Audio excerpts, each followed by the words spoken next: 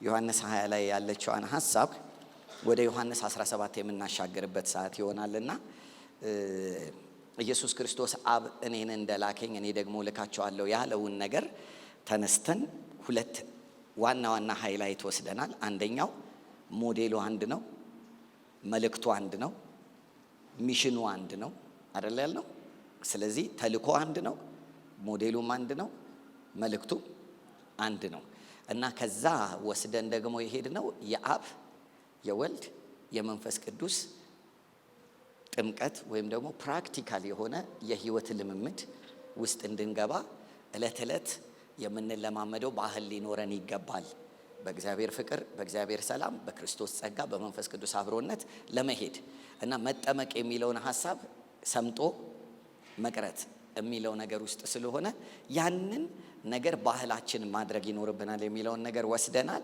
ኢየሱስ ክርስቶስ ሰላም ለእናንተ ይሁን ብሎ ዳግመኛ ሲላቸውና አብ እንደላከኝ ሲል አብ እንዳለ ተልእኮ ውስጥ እኔም ደግሞ ልካቸዋለሁ ሲል ኢየሱስ ራሱ እንዳለ፣ ከዛ ደግሞ መንፈስ ቅዱስ በእናንተ ላይ ይወርዳል ሲል መንፈስ ቅዱስ እንዳለ፣ ይሄ ሞዴል የማይቀየር ሞዴል እንደሆነ ለማየት ሙከራ አድርገናል። አሁን የምንቀጥልበት ነገር አለን እና ማቴዎስ ወንጌል 28 ላይ ማቴዎስ 28 19 እስከ 20 ላይ ኢየሱስ ክርስቶስ ይሄንን የዮሐንስ 20 ተልእኮ በተለየ መልክ ሂዱና አሕዛብን በአብ በወልድና በመንፈስ ቅዱስ ስም እያጠመቃችሁ የሚል ሐሳብ አለ አይደል? ደቀ መዛሙርት አድርጓቸው። ስለዚህ ደቀ መዝሙር የሚለው ኮንሰፕት የአብ የወልድ የመንፈስ ቅዱስ ጥምቀት ውሃ አይደለም። the person of the father, the person of the son, the person of the holy spirit ነው እንጂ ውሃ አይደለም። ውሃ ደቀ መዝሙር አያደርግም። የውሃ ጥምቀት ደቀ መዝሙር አያደርግም። የውሃ ጥምቀት ግሩፕ ነው የሚለየው አንዱ። ሁለተኛው በውስጡ ያለ ዴሊቨራንስ በእምነት ከተደረገ የመዳን ኃይል ያስተላልፋል። ግን ደቀ መዝሙር ሰው መሆን የሚችለው በእግዚአብሔር አብን ፍቅርና ሰላም፣ በክርስቶስ ኢየሱስ ጸጋና ቤዛነት፣ በመንፈስ ቅዱስ አብሮነትና ኃይል ከተጠመቀ ነው። መጠመቅ የሚለው ግን ሐሳብ በትምህርት መቆየት ነው። ስለዚህ አብን፣ ወልድን፣ መንፈስ ቅዱስን ወይም ሥላሴ ውስጥ መጠመቅ የምንችለው በትምህርት ነው። በትምህርት እያስተማራችኋቸው ስለሆነ የሚለው ፕሪንሲፕል ሼር በማድረግ ፕሪንሲፕልን አዶፕት በማድረግ ነው። ስለዚህ ኢየሱስ ደግሞ ይህን ተልእኮ ሲሰጥ ማህበረሰቡን ለማጥመቅ ሂዱና አሕዛብን አይደለም የሚለው። ስለዚህ ይኸውላችሁ አሕዛብን ካለ የተጠቀመው ቃል ኤትኖስ ነው። ኤትኖስ ኔሽንስ ነው።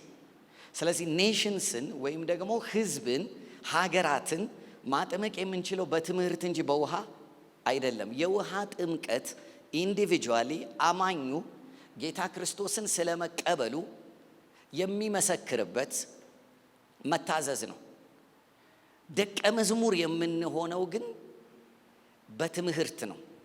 ስለዚህ ይሄ ደግሞ ግለሰብ ብቻ አይደለም እንደዚህ ይማር የሚለው መጽሐፍ ቅዱስ አሕዛብን ሁሉ በማስተማር ይሄንን አድርጉ ነው የሚለው። ስለዚህ ሀገርን እንደዚህ ህዝብን፣ ማህበረሰብን በአብ ፍቅር፣ በአብ ሰላም፣ በክርስቶስ ጸጋ፣ በክርስቶስ ቤዛነትና በመንፈስ ቅዱስ አብሮነት ስለማስተማር ነው። በፊት የተናገርኩትን ነገር ዘለል አድርጌ ይሄ መጠመቅ አንድ ጸሎትን ይጠይቃል። ሁለተኛ አስተሳሰብንና ቋንቋን እስክንቀየር ድረስ ሁለንተናዊ ለውጥን የሚያመጣ ትምህርት ይጠይቃል። ክርስቶስን መምሰል የሚለው ኮንሰፕትን የሚጠይቅ ነው። መጽሐፍ ቅዱስ እግዚአብሔርን የመምሰል ምስጢር ያለ ጥርጥር ታላቅ ነው ካለ በኋላ በክርስቶስ ትምህርት፣ በክርስቶስ ኢየሱስ እውነት በመማርና በማደግ ነው ወደዚህ ደረጃ የምንደርሰው እና ይሄን ደግሞ ለማግኘት የግድ በቅዱስ ቃሉ ወይም በስክሪፕቸር ኖውሌጅ ልንፈጥን ይገባናል። ወደ እግዚአብሔር ቃል መመለስ ይኖርብናል። እዚህ ቤተ ክርስቲያን ልናደርግ የምንችለው ነገር ምንድን ነው? እንዲህ አይነት ስልጠና ላይ ወይም ደግሞ እሁድ የምንሰጠው ስልጠና ላይ ልናደርግ የምንችለው ነገር መጽሐፍ ቅዱስ እንዴት መነበብ እንዳለበት እንዴት መረዳት እንዳለብን እውቀቱን እና ይሄ ፓራሜትሩን እናሳያለን እንጂ ባህሉ እኛው ጋር ነው መፈጠር ያለበት። እኛ በየቤቱ መተን መጽሐፍ ቅዱስ ማስነበብ አንችልም። እናንተን እኛ የምናደርገው መጽሐፍ ቅዱስን ስታነቡ የምትረዱበትን መንገድ ነው ማሳየት የምንችለው። መጽሐፍ ቅዱስን ማንበብ ግን የእናንተ ኃላፊነት ነው። ከመጽሐፍ ቅዱስ እውነትን ለመረዳት መትጋት። የቤሪያ ሰዎች ነገሩ እንዴት እንደሆነ ለማወቅ የሚቀበሉትን ትምህርት መጽሐፍ ምን ይሉ ነበር የሚል ይመረምሩ ነበር። መመርመር የእናንተ ኃላፊነት ነው። የምትመረምሩበትን ግን ሲስተም ማሳየት የእኛ የመሪዎች ኃላፊነት ነው። ስለዚህ እኛ የምናደርገው ትምህርት ሁሉ መጽሐፍ ቅዱስን መመርመር የሚተካ ምግብ አይደለም። ወደ መመርመር እንድትሄዱ የሚያደርግ እይታን የሚያስተካክል መነጽር ነው። እና አሁን እንትኖቹን ትከፍቱልን አላችሁ ሙቀቱን ለመቀነስ ፈቃደኛ ናችሁ? ዋቴቨር የሚከፈተውን ነገር እሺ።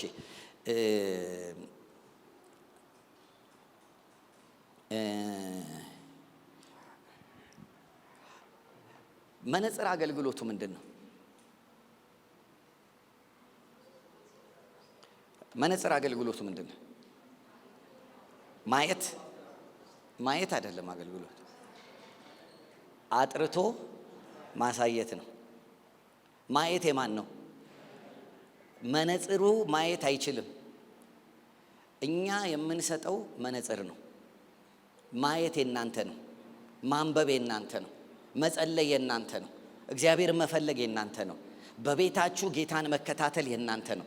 በግል ሕይወታችሁ የእግዚአብሔርን ነገር መፈለግ የናንተ ነው። አፈላለግ ልናሳይ እንችላለን፣ መፈለግ ግን አንችልም። አነባበብ ልናሳይ እንችላለን፣ ማንበብ ግን አንችልም። ስለዚህ እዚህ ቤት ያለን ሰዎች ባህላችንን እናስተካክለው። በሆነ ጊዜ እየመጣን የሆነ ትምህርት እየወሰድን የሆነ የ2 ወር በጀት አናድርገው። we need to ራሳችንን ከልቸሩን እንትን ማለት አለብን ብዬ አስባለሁ። እሺ እና ዝም ብላችሁ በቃ ይሄ ነው እውቀት ብላችሁ እንዳትይዙ። እኔ አቅጣጫ ለማሳየት ብቻ ነው እንጂ ዋናውን ስራ የምትሰሩት እናንተ ናችሁ። እና እዚህ ጋር ማርቆስ 5:34 ላይ ለምሳሌ ነው የወሰድኩት። እንደገና ሉቃስ 7 ላይ ከ48 እስከ 50 ላይ ኢየሱስ ክርስቶስ ከሆኑ ሴቶች ጋር በተገናኘበት ጊዜ የተናገራቸውና ያላቸው ነገር አለ። ለምሳሌ በሰላም ሂጂ እምነትሽ አድኖሻል፣ እንደገናም ደግሞ ሰላም ላንቺ ይሁን ኃጢአትሽ ተሰርዮልሻል፣ ደግመሽ ኃጢአት አታድርጊ። ዮሐንስ 8 ላይ ያችንም ሴት ልጄ ሆይ እኔም አልፈርድብሽም በሰላም ሂጂ ሲል ኢየሱስ ክርስቶስ እንደዚህ አይነት ንግግር ሲናገር ወሬ አይደለም፣ ካፓሲቲ ነው እንትን የሚያደርገው ሪሊዝ የሚያደርገው ብቃት ነው፣ ኢምፓወርመንት ነው። እና ኢየሱስ በሰላም ሂጂ ካለ ምንድን ነው ማለት ነው? አግኝታችሁኛል? ኢምፓርት አድርጎት ነው። ስለዚህ ደግማ ኃጢአት አትስራ ካለስ አለመስራትን ከቶ ነው። ስለዚህ ንግግሩን ሳይሆን ፐርሰኑን the word is a person። ስለዚህ ኢየሱስ የሚያወጣው ቃል ሁሉ ፐርሰን ነው። ኢየሱስ የሚያወጣው ቃል ድምፅ አይደለም። ኢየሱስ የሚያወጣው ቃል የሆነ እኔ አሁን እንደምለው አይደለም። እኔ የነገርኳችሁ ቃል ሕይወትም ነው መንፈስም ነው። he is a person ነው። ስለዚህ የሆነ ኢየሱስ ሲያነጋግራችሁ መጽሐፍ ቅዱስ ላይ ወንጌል ላይ ያነጋገራቸው ሰዎች ሲያነጋግራቸው ኢምፓርት የሚያደርግባቸው ፐርሰን ነው፣ መንፈስ ነው የሚሰጣቸው፣ አቅም ነው የሚሰጣቸው። እና ቅድም ሻሎም ስንል ያለውን ማጠናከሪያ ነው የሰጠኋችሁ። የሻሎም ትርጉም ቤታችሁ ሄዳችሁ የምታጠኑ ከሆነ በጣም መልካም። በእንግሊዘኛ ነው የጻፍኩት። ሴፍ፣ ዌልነስ፣ ሃፒነስ፣ ዌልፌር፣ ፕሮስፔሪቲ፣ ፌቨር፣ ፕሮቴክሽን፣ ሬስት፣ ሆልነስ፣ ሄልት፣ ኮምፕሊትነስ፣ እነዚህ ሁሉ ሻሎም የሚለው ቃል ውስጥ አሉበት። ስለዚህ የእግዚአብሔር ሰላም ሲባል እነዚህ ነገሮች ሁሉ አንድ ላይ እንደ ፓኬጅ ነው ሰው ላይ የሚደርሱት። እና እኛ አሁን ሰላም ስጠኝ፣ ሰላምህን አካፍለኝ ስንለው እነዚህ ነገሮች እኔ ቤት ይድረሱ ነው፣ እኔ ህይወት ላይ ፐርማነንት ይሁኑ ነው፣ በቋሚነት እኔ ህይወት ላይ መታየት ይጀምሩ የሚለውንም ለማሳየት ነው። እሺ አሁን የሚቀጥለው ነገር ውስጥ ልንሄድ ስለሆነ ወደ ዮሐንስ 17 ላይ እንድንሄድ እፈልጋለሁ። ሁላችንም ዮሐንስ 17 ላይ እንድንሄድ እፈልጋለሁ። ኢየሱስ ክርስቶስ ዮሐንስ 17 ላይ የተናገራቸው ጸሎቶች ያደረጋቸው ጸሎቶችን አስመልክተን ከተልእኮ ጋር የምናያይዘው ነገር አለ። ዮሐንስ 17 ከቁጥር 1 ጀምረን መጀመሪያ ብናነበው መጽሐፍ ቅዱሳችሁን ክፈቱና እሱ ጋር ብንሆን ደስ ይለኛል። ኢየሱስ ይህን ተናግሮ ወደ ሰማያኖቹን አነሳና እንዲህ አለ፣ አባት ሆይ ሰዓቱ ደርሷል። ልጅህ ያከብር ዘንድ በሥጋም ሁሉ ላይ ሥልጣን እንደሰጠኸው ለሰጠኸውም ሁሉ የዘላለምን ሕይወት ይሰጣቸው ዘንድ ልጅህን አክብረው። እውነተኛ አምላክ ብቻ የሆንህ አንተን የላከውንም ኢየሱስ ክርስቶስን ያውቁ ዘንድ ይህቺ የዘላለም ሕይወት እኔ የሰጠኸኝን ሥራ ፈጽሜ በምድር ምን አልኩህ? አከበርኩህ። አሁንም አባት ሆይ ዓለም ሳይፈጠር በአንተ ዘንድ በነበረኝ ክብር አንተ በራስህ ዘንድ አክብረኝ። እሺ፣ እንደ መነሻ የምንወስደው ሙሉ ምዕራፉም ላይ ያለውን ሐሳብ ብንይዝም ከቁጥር 4 ጀምሮ ያለውን ኢየሱስ ክርስቶስ እኔ ላደርገው የሰጠኸኝን ሥራ ፈጽሜ በምድር አከበርኩህ የሚለው ሐሳብ ኢየሱስ ከመሞቱ በፊት ነው የጸለየው እና ጨርሻለሁ ፈጽሜያለሁ ያለው ሳይሞት ነው። ተፈጸመ ብሎ ኢየሱስ ክርስቶስ መስቀል ላይ ያለው አለ አይደል? ተፈጸመ ያለው አለ። ሳይሞት ገና ደግሞ ምን ያለው አለ? ተፈጸመ ፈጽሜዋለሁ ያለው አለ። ስለዚህ ኢየሱስ ክርስቶስ ባለፈው ጊዜ አፖስትል ዴቪድ እዚህ የመጡ ጊዜ የተናገረ ይሁን አይሁን አላውቅም፣ ግን ዱባይ ላይ ይህንን ነገር የተናገረበት አነጋገር በጣም ደስ ይል ነበረ። ማለት ኢየሱስ ክርስቶስ በሞቱና በትንሣኤው በቤዛነቱ የሚፈጽመው የዘላለም የኃጢአት ስርየት ያሉ ነገሮች እንዳሉ ሆነው እዚህ ጋር ግን ፈጽሜ አከበርኩህ ያለው ቦታ ላይ ያለው ደቀ መዛሙርቶችን ሲያፈራ ነው። ስለዚህ ኢየሱስ እንደ አንድ ሜጀር ስራ፣ እንደ አንድ ወሳኝ ስራ ይዞት የመጣው ስራ በምድር ላይ ፈጽም ተብሎ የተሰጠው ስራ ምንድን ነው ማለት ነው? ደቀ መዛሙርትን ማፍራት። ደቀ መዛሙርት ግን ስንተረጉመው ቅድም ብለናል። ደቀ መዛሙርት እነማን ናቸው ነው? ከኔ ጋር ናቸው? በደፈናው ደቀ መዝሙር ተከታይ ነው ተብሎ ይተረጎማል። ደቀ መዝሙር ተማሪ ነው ተብሎ ይተረጎማል። ላይፍ ታይም ስቱደንት ይባላል፣ ላይፍ ታይም ፎሎወር ይባላል። ግን ተማሪ በሚለው ብቻ ይገለጣል ወይ ነው? ተከታይስ በሚለው ብቻ ይገለጣል ወይ? ለምሳሌ እዚህ ቤት ውስጥ የተለያየ ፕሮፌሽናል የሆናችሁ በትምህርታችሁ አይነት ፕሮፌሽናል የሆናችሁ ሰዎች አላችሁ። ሌትስ ሴይ ሁላችንም ተማሪዎች ብንሆን በደፈናው ስንጠራ ምንድን ነን? ተማሪ ነን። ግን ተማሪዎቹ ምንድን የሚማሩት? የተማሩት ነገር ምንድን ነው? ስለዚህ ተማሪ የሚለው ነገር ብቻውን ገላጭ ላይሆን ነው ማለት ነው።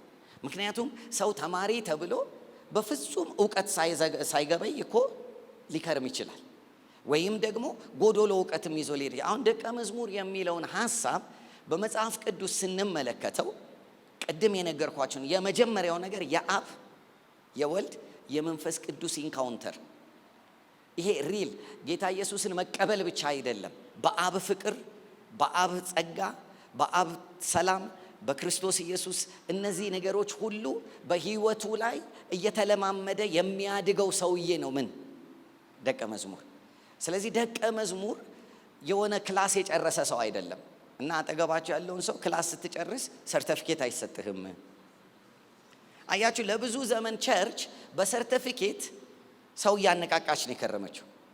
እኔ አሁን ሰርተፊኬት ከሚያነቃቃን የአብ ጥምቀት ቢያነቃቃን ሄሎ፣ እውነቴን እኮ ነው የምላችሁ፣ እንድንጾም የሚያደርገን እንዴ። እኔ አሁን ሰርተፊኬት ጾም ለሰርተፊኬት አልይዝ። እኔ ከያዝኩ መያዝ ያለብኝ ለመንፈስ ቅዱስ ጥምቀት ነው። ስለዚህ ደቀ መዝሙር የሚለውን ሐሳብ እንደ ኢየሱስ እንድንፈታው ፈልጋለሁ።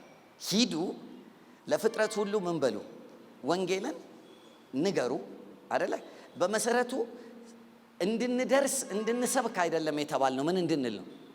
እንድናስተምር ነው የተባልነው። ቆይተን ማለት እንድንዘፈዝፋቸው ማለት ነው። እንድንቆይ ኮንቲኒየስ የሆነ ባህል እስኪሆን ድረስ እንድንቆይ። ቅድም ከአስቹ ጋር እዚህ ጋር ቁጭ ብለን እያወራን ምን አለኝ? ሳውዝ አፍሪካ ውስጥ ሄዶ የወሰደው ትሬኒንግ ላይ አንድ ጃፓናዊ ትሬኒንግ የሚሰጠን ሰው መጥቶ ኤክሰለንስ ጃፓን ውስጥ ከልቸርና ሃይማኖት ሆኗል አለን አለ። እና ወሰድኳት፣ ተፈቅዶልኝ ፓተንት ራይቱን ሰጥቻለሁ። እና ማለት ኤክሰለንስ ይሄ ጥራት ልቀት እኛ ሀገር አለ ባህል ሆኖ ከባህልነት አልፎ ሃይማኖት ነው። እያንዳንዱ ሰው በሃይማኖት ደረጃ ኤክሰለንስንና ልቀትንና ጥራትን በቃ እንደ ሃይማኖት ነው። ካን ዩ ኢማጂን? በምን መጣ ከተባለ በቲቺንግ። ቲቺንግ ኢዝ ዘ ሞስት በቃ ፓወርፉል ቲንግ። ትምህርት፣ ኢየሱስ ትምህርት ነው እንጂ መነቃቂያ ስብከት አይሰብክም ነበረ። በጣም ቱ ደ ኮር ትራንስፎርም የሚያደርግ አስተምህሮት ነው ኢየሱስ የሚሰጠው። ትምህርት ደግሞ ሲተረጎም ኢንፎርሜሽን መቀበል አይደለም፣ ትራንስፎርሜሽን ማግኘት ነው ያለው። ትምህርት ኢንፎርሜሽን አይደለም። ኢንፎርሜሽን ስትቀበሉ ትምህርት አይባልም። ትራንስፎርም ስትሆኑ ነው ትምህርት የሚባል። ሁለተኛ መማር የሚለውን ይሄ በፕሪንሲፕል ዳይዳኬ የምንለውን ነገር መማር ኮንቲኒየስ የሆነ ቲዩትሌጅ ነው፣ ወይም ደግሞ የማያቋርጥ ኩትኮታ ከልቲቬሽን ነው። ስለዚህ የሆነ በወር 2-3 ሴሽን መማር አይደለም፣ ኦን ዴይሊ ቤሲስ ምን መሆን መማር። ስለዚህ እለት ቃሉን አይደለ በጸሎት ቃሉን በማንበብ እለት የሚባል አለ። እለት የሚባለው ባህል ቤታችን መግባት አለበት። ከዚህ በፊት ምሳሌ ስሰጥ ሰምታችሁኛል። አባቴ እኔ በጣም እግር ኳስ መጫወት በጣም ስለምወድ ከትምህርት ቤት እንደገባሁ ደብተሬን ጥዬ የለሁም ምግብ አልበላም ምናምን ነገር ወደ ገደል የምወርደው እግር ኳስ ሲጫወት ብለን ቆይቼ እና ከዛ ስመጣ ልክ እሱ ሲመጣ መጀመሪያ ቤት አይገባም፣ አትክልቱ ጋር የሚሄደው እና ቼክ ያደርጋቸዋል። ደርቀው መሬቱ ተሰነጣጥቆ ና እባላለሁ። ዛሬ በላህ ይለኛል። አዎ። ምሳ በልታል? አዎ። ቁርስ በልታል? አዎ። ትላንትስ ሲለኝ አዎ ካለ ከዛ ትላንት ከገባ እጅ ተዘርግቷል ማለት ነው። እዛ እነዚህ አትክልቶች ስንት ጊዜ ሆናቸው ከበሉ ይለኛል። እዛ ያው ይናገራሉ። ደርቀው የለ ተሰነጣጥቀው የለ የብዙ ሰው መንፈሳዊ ህይወት እንደዛ እንደሆነ ታውቃላችሁ። አሎ በስንት ቀን ነው የሚጠጣው? በ7 ቀን አንዴ። ብዙዎቻችን በ7 ቀን አንዴ ነው ውሃ የምንጠጣው። በ7 ቀን አንዴ ነው ሪፍሬሽመንት የምናደርገው። መንፈሳዊ ህይወት ላንድስኬፑ ቢታይ የመሰነጣጠቅ ምልክት ያለበት ሊኖር ይችላል። ስለዚህ ደቀ መዝሙርነት ኮንቲኒየስ ቲቺንግ ከሆነ ዴይሊ ምግብ እንደምንበላው ዴይሊ በእግዚአብሔር ቃል እውነት ራሳችንን መመገብ አለብን። አካላችንን እንደምናበላው ዴይሊ።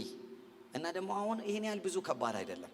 እኛ ማንበብ ባንችል ኦዲዮ ባይብል አለ አይደል?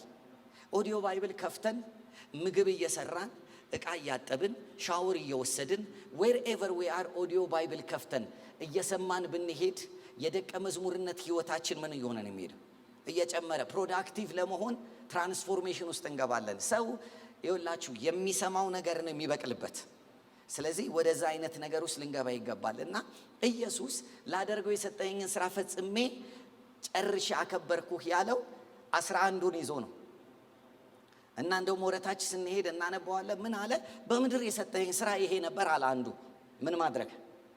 ደቀ መዛሙርቶችን ሰርቼ እነሱ በአንተ ፍቅር፣ በአንተ ሰላም፣ በእኔ ጸጋ፣ በመንፈስ ቅዱስ አብሮነት ተጠምቀው ሚሽናችንን ምን ይላሉ? የሚያስቀጥሉ አግኝተናል። በነገራችን ላይ ልብ እንድንል የምፈልገው ነገር አለ። ኢየሱስ ክርስቶስ ሚሽኑን ያጠናቀቀው ማለት በስጋ ወራቱ ላይ ሚሽኑን ያጠናቀቀው ማንን አፍርቶ ሲጨርስ ነው? 12ቱን። ከዛ በኋላ በሞቱ የሰራው ነገር ሁሉ መንፈሳዊ ነው። ሄሎ መንፈሳዊ ነው። በሞቱ የሰራው ነገር ሁሉ መንፈሳዊ ነው። በሞቱ የሰራው መንፈሳዊ ስራ ነው። አብራችሁ ናችሁ ማለት ወደ ሲኦል ወርዶ የሰራው ስራ ምናይ ነው? መንፈሳዊ ነው። ከሙታን ሲነሳ በትንሳኤ የሰራው አለቁነትን መሻር መንፈሳዊ ነው። በምድር ላይ ቆይታው ግን የሰራው ስራ አለ። ፕራክቲካል የሆነ ሰዎች ላይ የሰራው ስራ እሱ እንዲፈጽመው የተሰጠው ስራ ነው። ደቀ መዝሙር ማፍራት 11ን እንደውም ሲጸልይ ካያችሁ የሰጠኸኝን እነዚህን አይደለም ይላል። የጸለየው ስለ እነሱ ነው። ስለዚህ ሚሽን አኮምፕሊሽድ ያለውና ማንን እያየ ነው? 11ዱን። ለምንድን ነው 11ዱ ያልኩት? 12ኛው ከሰጠኸኝ ከአንዱ በቀር ከጥፋት ልጅ በቀር አይደል የሚለው። ስለዚህ የተሰጠው በዓላማ ነው። አብሮ የተቆጠረው የምን ልጅ ነው? የጥፋት ልጅ ነው። ስለዚህ እኔ አለ እነዚህን በስምህ ምን አልኳቸው? ጠበቅኳቸው። ስለዚህ በስሙ የጠበቃቸው እነሱን ነው ደቀ መዛሙርት ብሎ የሥራውን ፍጻሜ ያሳየበት። እሺ ሚሽናችን ከኢየሱስ ሚሽን የተለየ አይደለም ካልን ኢየሱስ ክርስቶስ ጋር የነበረው ሚሽን በሶስት ነገር ለአሁኑ ትምህርታችን በሶስት ነገር ብንገልጠው፣ አንደኛው በዮሐንስ ምዕራፍ 17 መሰረት አብን መግለጥ፣ ሁለተኛው ምክንያቱም ስምህን ገለጥኩላቸው አይደል የሚለው ኦኬ። ሁለተኛው ልጆችን በምድር ላይ ማፍራት ወይም ደግሞ ልጆችን ቤተሰብን ማፍራት እንደማለት ነው። ወደ ዮሐንስ 17 ልመልሳችሁና አንዳንድ ነገሮች ብንይዝ ደስ የሚለኝ ምንድነው? አንደኛ ሚሽኑ የት ነው የሚፈጸመው? በምድር ላይ። ስለዚህ ያለን ሚሽን ሁሉ የት ነው የምንጨርሰው? ምድር ላይ ነው። ስለዚህ ቅድም ቀን ሳለ ይመሽብኛል በሚል እሳቤ ውስጥ መግባት አለብን። በነገራችን ላይ ሁኔታዎች ወይ ይመሻሉ ወይ እድሜ ይመሻል አይደለ? ከሁለት አንዱ ነው። ወይ ሁኔታዎች የማይመቹ ሊሆኑ ይችላሉ፣ ወይ ደግሞ እድሜው ራሱ ምን ሊሆን ይችላል? ሊመሽ ይችላል። ስለዚህ ሁኔታና እድሜ እድል ሳይቀማን በጊዜ ቶሎ ፕላንድ አውት የሆነ ህይወትን እንድንኖር ከኢየሱስ ክርስቶስ ተምረናል። ከዛ በኋላ ወደ ታች ስትወርዱ እንደ የሚል ቃል አለ። አሁንም ያነበብኩላችሁ ክፍል ላይ ይቅርታ ወረታች እያልኩ አስቸገርኳችሁ። አንደኛ እውነተኛ አምላክ ብቻ ይሆን ከሆነ አንተን የላከውንም ኢየሱስ ክርስቶስን ምን ይሉ ዘንድ ያውቁ ዘንድ የሚል የለም። ይሄ ጊኖስኮ የሚለው እውቀት የምንለው ነገር ኤክስፒሪየንስ የሚደረግ ስብዕና ማለት ነው። ያውቁ ዘንድ ብሎ ኢየሱስ ሲጸልይ የላከውን እና አንተን አይደለም። ስለዚህ አንተንና እኔን ምን ይሉ ዘንድ ያውቁ ዘንድ ማለት ነው። ስለዚህ አሁን ኢየሱስ ጋር እኮ አብረውት ናቸው። እነዚህ 11 እኮ ከኢየሱስ ጋር አብረውት ናቸው። ኢየሱስ ግን እየጸለየ ያለው ጸሎት አንተን የላከውን እንደገናም ኢየሱስ ክርስቶስን ምን ይሉት ዘንድ ያውቁ ዘንድ ምን ማለት ነው? በመካከላቸው ያለው እያገለገለ አብሯቸው የነበረው መሪያቸው ሆኖ እያሳደጋቸው የነበረውን ኢየሱስን በክርስቶስነቱ እንዲያውቁት ይፈልግ ነበረ። ለብዙዎቹ ኢየሱስ ክርስቶስ ወይም እኛ አሁን ኢየሱስ ክርስቶስ ኢየሱስ በክርስቶስነት ይገባቸው ዘንድ የጀመረው ከትንሣኤ በኋላ ነው። ይህንን ጸሎት በጸለየበት ጊዜ በነገራችን ላይ አይገባቸውም። ከነሱ ጋር ብትሆኑ እንደውም ይህን ጸሎት ከጸለየ በኋላ እኮ ነው አይደል ጴጥሮስ እንትን ያለው አይደለ? የተበታተኑት እኮ ኢየሱስን ነው የሚያውቁት፣ ክርስቶስን ገና አላወቁትም። ልክ እንደዚሁ እኔና እናንተም እውነት እንነጋገር ከተባለ ሞር የምናውቀው ኢየሱስን ነው። ክርስቶስን የምናውቀው በተወሰነ ሌቭል ነው። ይሄ የሁላችንም ጸሎት ሊሆን ይገባል።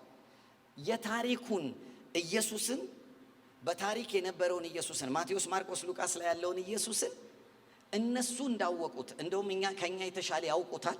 ግን እኛም በታሪክ ምን ብለነዋል? አውቀነዋል። ያደረገውን እያሰብን ጸልየናል፣ አልቅሰናል፣ ተደስተናል፣ አመስግነናል። ክርስቶስ ግን እሱ አይደለም። ክርስቶስ ከሙታን በመነሳት ያገኘው ፖዚሽን ነው፣ ኃይል ነው እና ክብር ነው። ይሄ ኢምፓርት የሚደረግ ስብዕና ነው። ስለዚህ ጳውሎስ እጋደላለሁ ያለው ማንን እንዲያውቁ ነው? ክርስቶስን። ስለዚህ ሰው በመንፈስ ቅዱስ ካልተረዳ በቀር ማንን ማግኘት አይችልም፣ ማወቅ አይችልም ክርስቶስን። እና ክርስቶስን ለማወቅ እንደውም ጳውሎስ ሲናገር በእጄ ያያዝኩትን እና የኋላውን ነገር ምን እያልኩ እየረሳው እንደገና ከፊት ያለውን ለመያዝ ምን ሆናለሁ? ማንን? ክርስቶስን አውቅ ዘንድ በእርሱ የምታወቅ ዘንድ ቢሆንልኝ በሞቱና በትንሣኤው እሱን መስል ዘንድ። ስለዚህ አሁን ጳውሎስ ራሱ ምንድነው እያለ ያለው? ስድን የተገለጠልኝ ሕያው ክርስቶስ አለ። ከዛ በኋላ ግን መንፈስ ቅዱስ ከኔ ጋር በሆነ ቁጥር የሚያሳየኝ ሌላ ዳይሜንሽኖች አሉ። እነሱን ሁሉ መጨረስ እፈልጋለሁ። ስለዚህ እኛም ወደዚህ ጸሎት መግባት አለብን። ዛሬ ሀምብል ሆነን እውነተኛ ደቀ መዝሙር ኮርስ የጨረሰ ሳይሆን ክርስቶስን ለማወቅ ሁል ጊዜ የሚሰራ ነው ማለት ነው። በቃ መጸለይ፣ እንዳውቅ እፈልጋለሁ፣ እባክህ እርዳኝ፣ መጨቅጨቅ፣ ረሃብተኛ መሆን፣ ክርስቶስ ሆይ ተገለጥልኝ፣ ይሄ ብቻ ነህ ወይ እያሉ መጸለይና እግዚአብሔርን መፈለግ የደቀ መዝሙር ባህሪ ነው። እንደዚህ አይነት ደቀ መዝሙሮች ሆነን ስንሰራ ይመስለኛል ልንላክ የምንዘጋጀው። ለምን? ቀጥዬ አሁን የማካፈላችሁን ሐሳብ እዩት። 17ኛው ቁጥር 5 ላይ እዚህ ጋር ያለውን ሐሳብ በኋላ ብመለስበት ታገሱኝ። ሐሳባችሁ ዓለም ሳይፈጠር በአንተ ዘንድ በነበረኝ ክብር የሚለውን በኋላ ብመጣበት ደስ ይለኛል። ግን አንድ ነገር እንድናስብ እፈልጋለሁ። ወረታችሁ ውረዱልኝና ዮሐንስ 17 ወረታችሁ ውረዱ። ቁጥር 6 ቁጥር 9 ቁጥር 11 ነው እናንብበው። ቁጥር 6 ቁጥር 9 ቁጥር 11 ከዓለም የሰጠኸኝን ስምህን ከየት የተሰጡትን እነማን ናቸው? ስለዚህ አሁን ኢቭን 11ዱ ራሱ ከየት ነው የተሰጡት? ከዓለም ነው የተሰጡት። ከዛ በኋላ ይህንን ጸሎት እዚሁ ምዕራፍ ላይ ስለነዚህ ብቻ አልጸልይ ብሎ የጸለየበት ቁጥር 20 ሁሉም አንድ የሆኑ ዘንድ ስለነዚህ ብቻ። ስለዚህ ኢየሱስ ክርስቶስ እዛ ጋር የጸለየው ጸሎት ስለኛም ነው አይደለ? ስለኛም ነው። ስለዚህ ኢየሱስ 11ዱን ከየት ነው የተሰጡኝ ነው ያለው? ኦኬ፣ ከዓለም ነው የተሰጡት። እኛም ለኢየሱስ የተሰጠነው ከየት ነው? ከዓለም ነው። ስለኛም ጸሎት ተጸልየዋል ማለት ነው አይደለ? ኦኬ፣ አሁን እዚህ ጋር ከዓለም የሰጠኸኝን ሰዎች ስምህን ምን አልኩላቸው ነው የሚል፣ ገለጥኩላቸው። አሁንም እዚህ ጋር በጣም እንድትይዙልኝ የምፈልገው ስምህን ገለጥኩላቸው የሚለው ሐሳብ ማን ነው? ስሙ ገለጥኩላቸው ብሏል አይደል? ስሙ ማን ነው? አግኝታችሁኛል? አብ ነው አይደል? እግዚአብሔር አባ ፋዘር አይደለ ብሎ የገለጠላቸው። ግን ቃሉ ኦሪጂናል ትርጉሙ ኦኖማ ማለት ስም የሚለው ፓርት ኦኖማ ማለት ስም እንደኔና አሁን አማርኛ እንደሚገልጠው ስም ማለት ሳይሆን ኢንቲሜት ከሆነ ዕውቀት የሚመጣ ህብረት ማለት ነው። ከኔ ጋር ናቸው? ወይም ስምህን ገለጥኩላቸው አባት ነህ ብዬ ነገርኳቸው አይደለም፣ አባት መሆንህን ኢምፓርት አድርጌባቸዋለሁ ነው ማለት። ሪል ኤክስፒሪየንስ አድርገውሃል እና አባታችሁ ነው እንደሚባለው ስብከት ሰብኳቸው አይደለም፣ የአባትን መንፈስ አካፍሏቸዋል።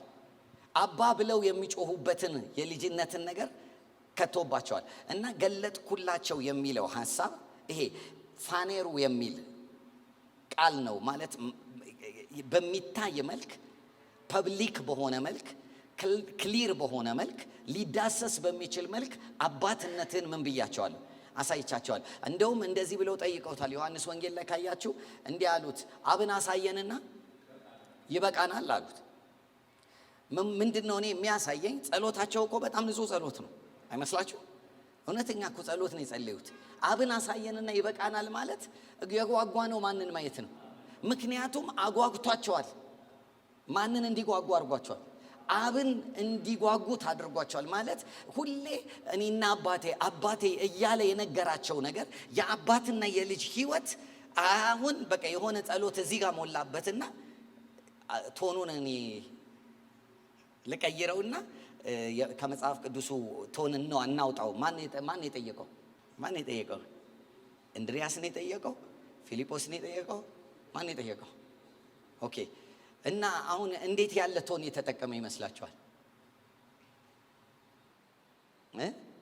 አብን አሳየን ይበቃናል እኮ ማለት ቶኑ በቃ እባክህ አይነት ነገር ነው። በቃ ገላግለን ነው ማንን አሳውቀንና። ምክንያቱም 3 ዓመት ተኩል ምን ብለህናልና ገላግለን በቃ ይሄን አባይተ ነው አይደለ? እንደዚህ አይነት ጉጉት ውስጥ ከቷቸዋል። ከዛ በኋላ ግን ምን አላቸው? እኔን ያየ አብን አየ ሲል ፕራክቲካሊ እኔና አብ ተራምደዋል እኮ። አብ እየተራመደ ነው ማለት እሱን ለማየት ወይም ደግሞ እሱ ጋር ያለውን ነገር ሲያዩ አብ ማለት ይሄ ነው አይደለ? ስለዚህ አብን ዲስፕሌይ አድርግላቸዋለሁ ነው። ስለዚህ ስምህን ገለጥኩላቸው ማለት ይሄ አባት ይባላል ብዬ ነገርኳቸው አይደለም። በቃ አንተን ይሄ ነው ሌላ የለም ይሄ ነው የሚለውን ነገር አሳየቻቸዋለሁ። ስለዚህ ደቀ መዝሙር አብን በዛ ሌቭል ምን የሚል ነው ማለት ነው፣ ሊለማመድ የተጠራ ነው።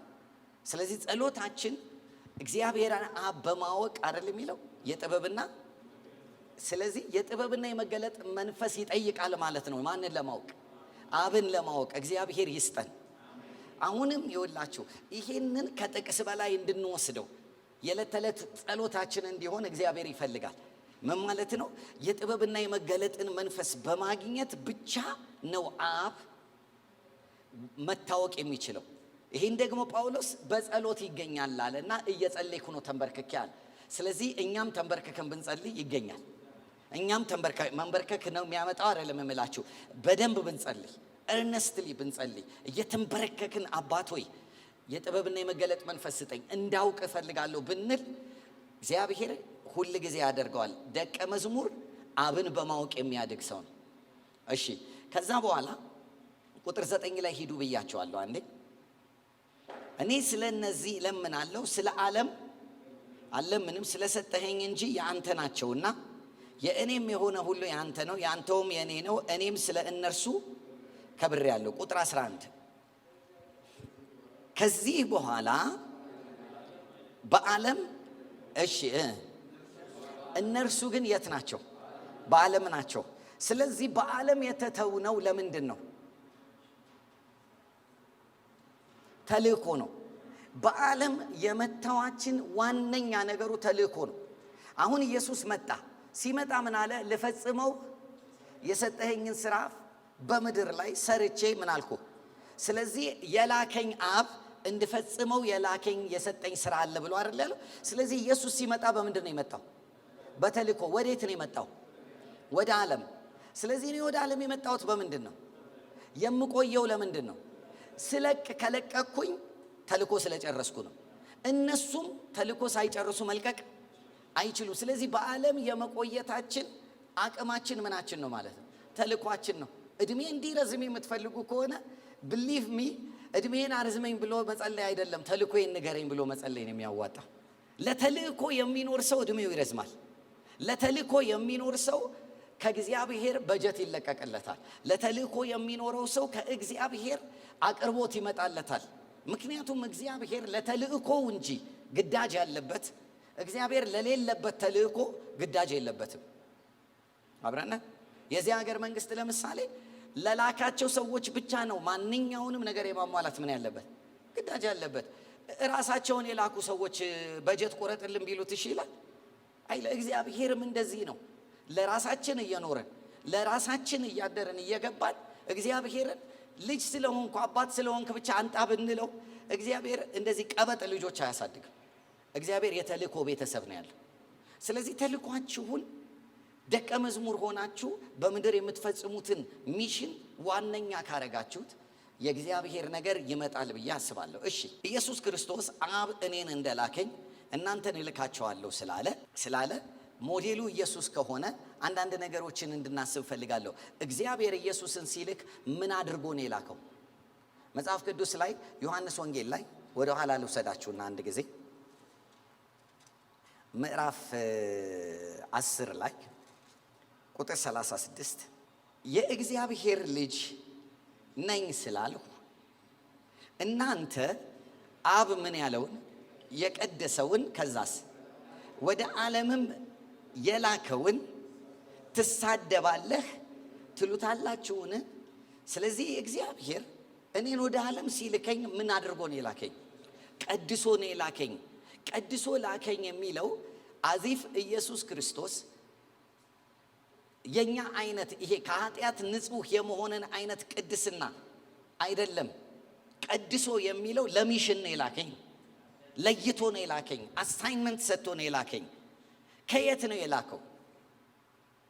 ሄሎ ወዴት ነው የተላከው? እሺ ወደ ዓለም። ስለዚህ ወደ ዓለም ከሆነ የተላከው ከዓለም አይደለም የተላከው። አይደለም እኮ ከዓለም አይደለም ወደ ዓለም የተላከው። ከየት ነው የተላከው? ከአብ ዘንድ ነው አይደል እንዴ? ስለዚህ አብ ቀድሶ ምን አለኝ ነው የሚለው? ላከኝ። እሺ ከየት እንደላከው እዛው መጽሐፍ ላይ የምታገኙት ክፍል አለ። ከኛ ጋር እንዲዛመድ የምናገርበት ነገር አለ። እዛው ምዕራፍ 10 ላይ ኢየሱስ ክርስቶስ እኔና አብ አንድ ነን የሚል ንግግር እየተናገረ በነበረበት ውስጥ የተበሳጩ የሃይማኖት መሪዎች ሊወግሩት እንደተነሱ ቁጥር 31 ላይ ይናገራል። አይሁድም ሊወግሩት ደግመው ድንጋይ ያነሱ።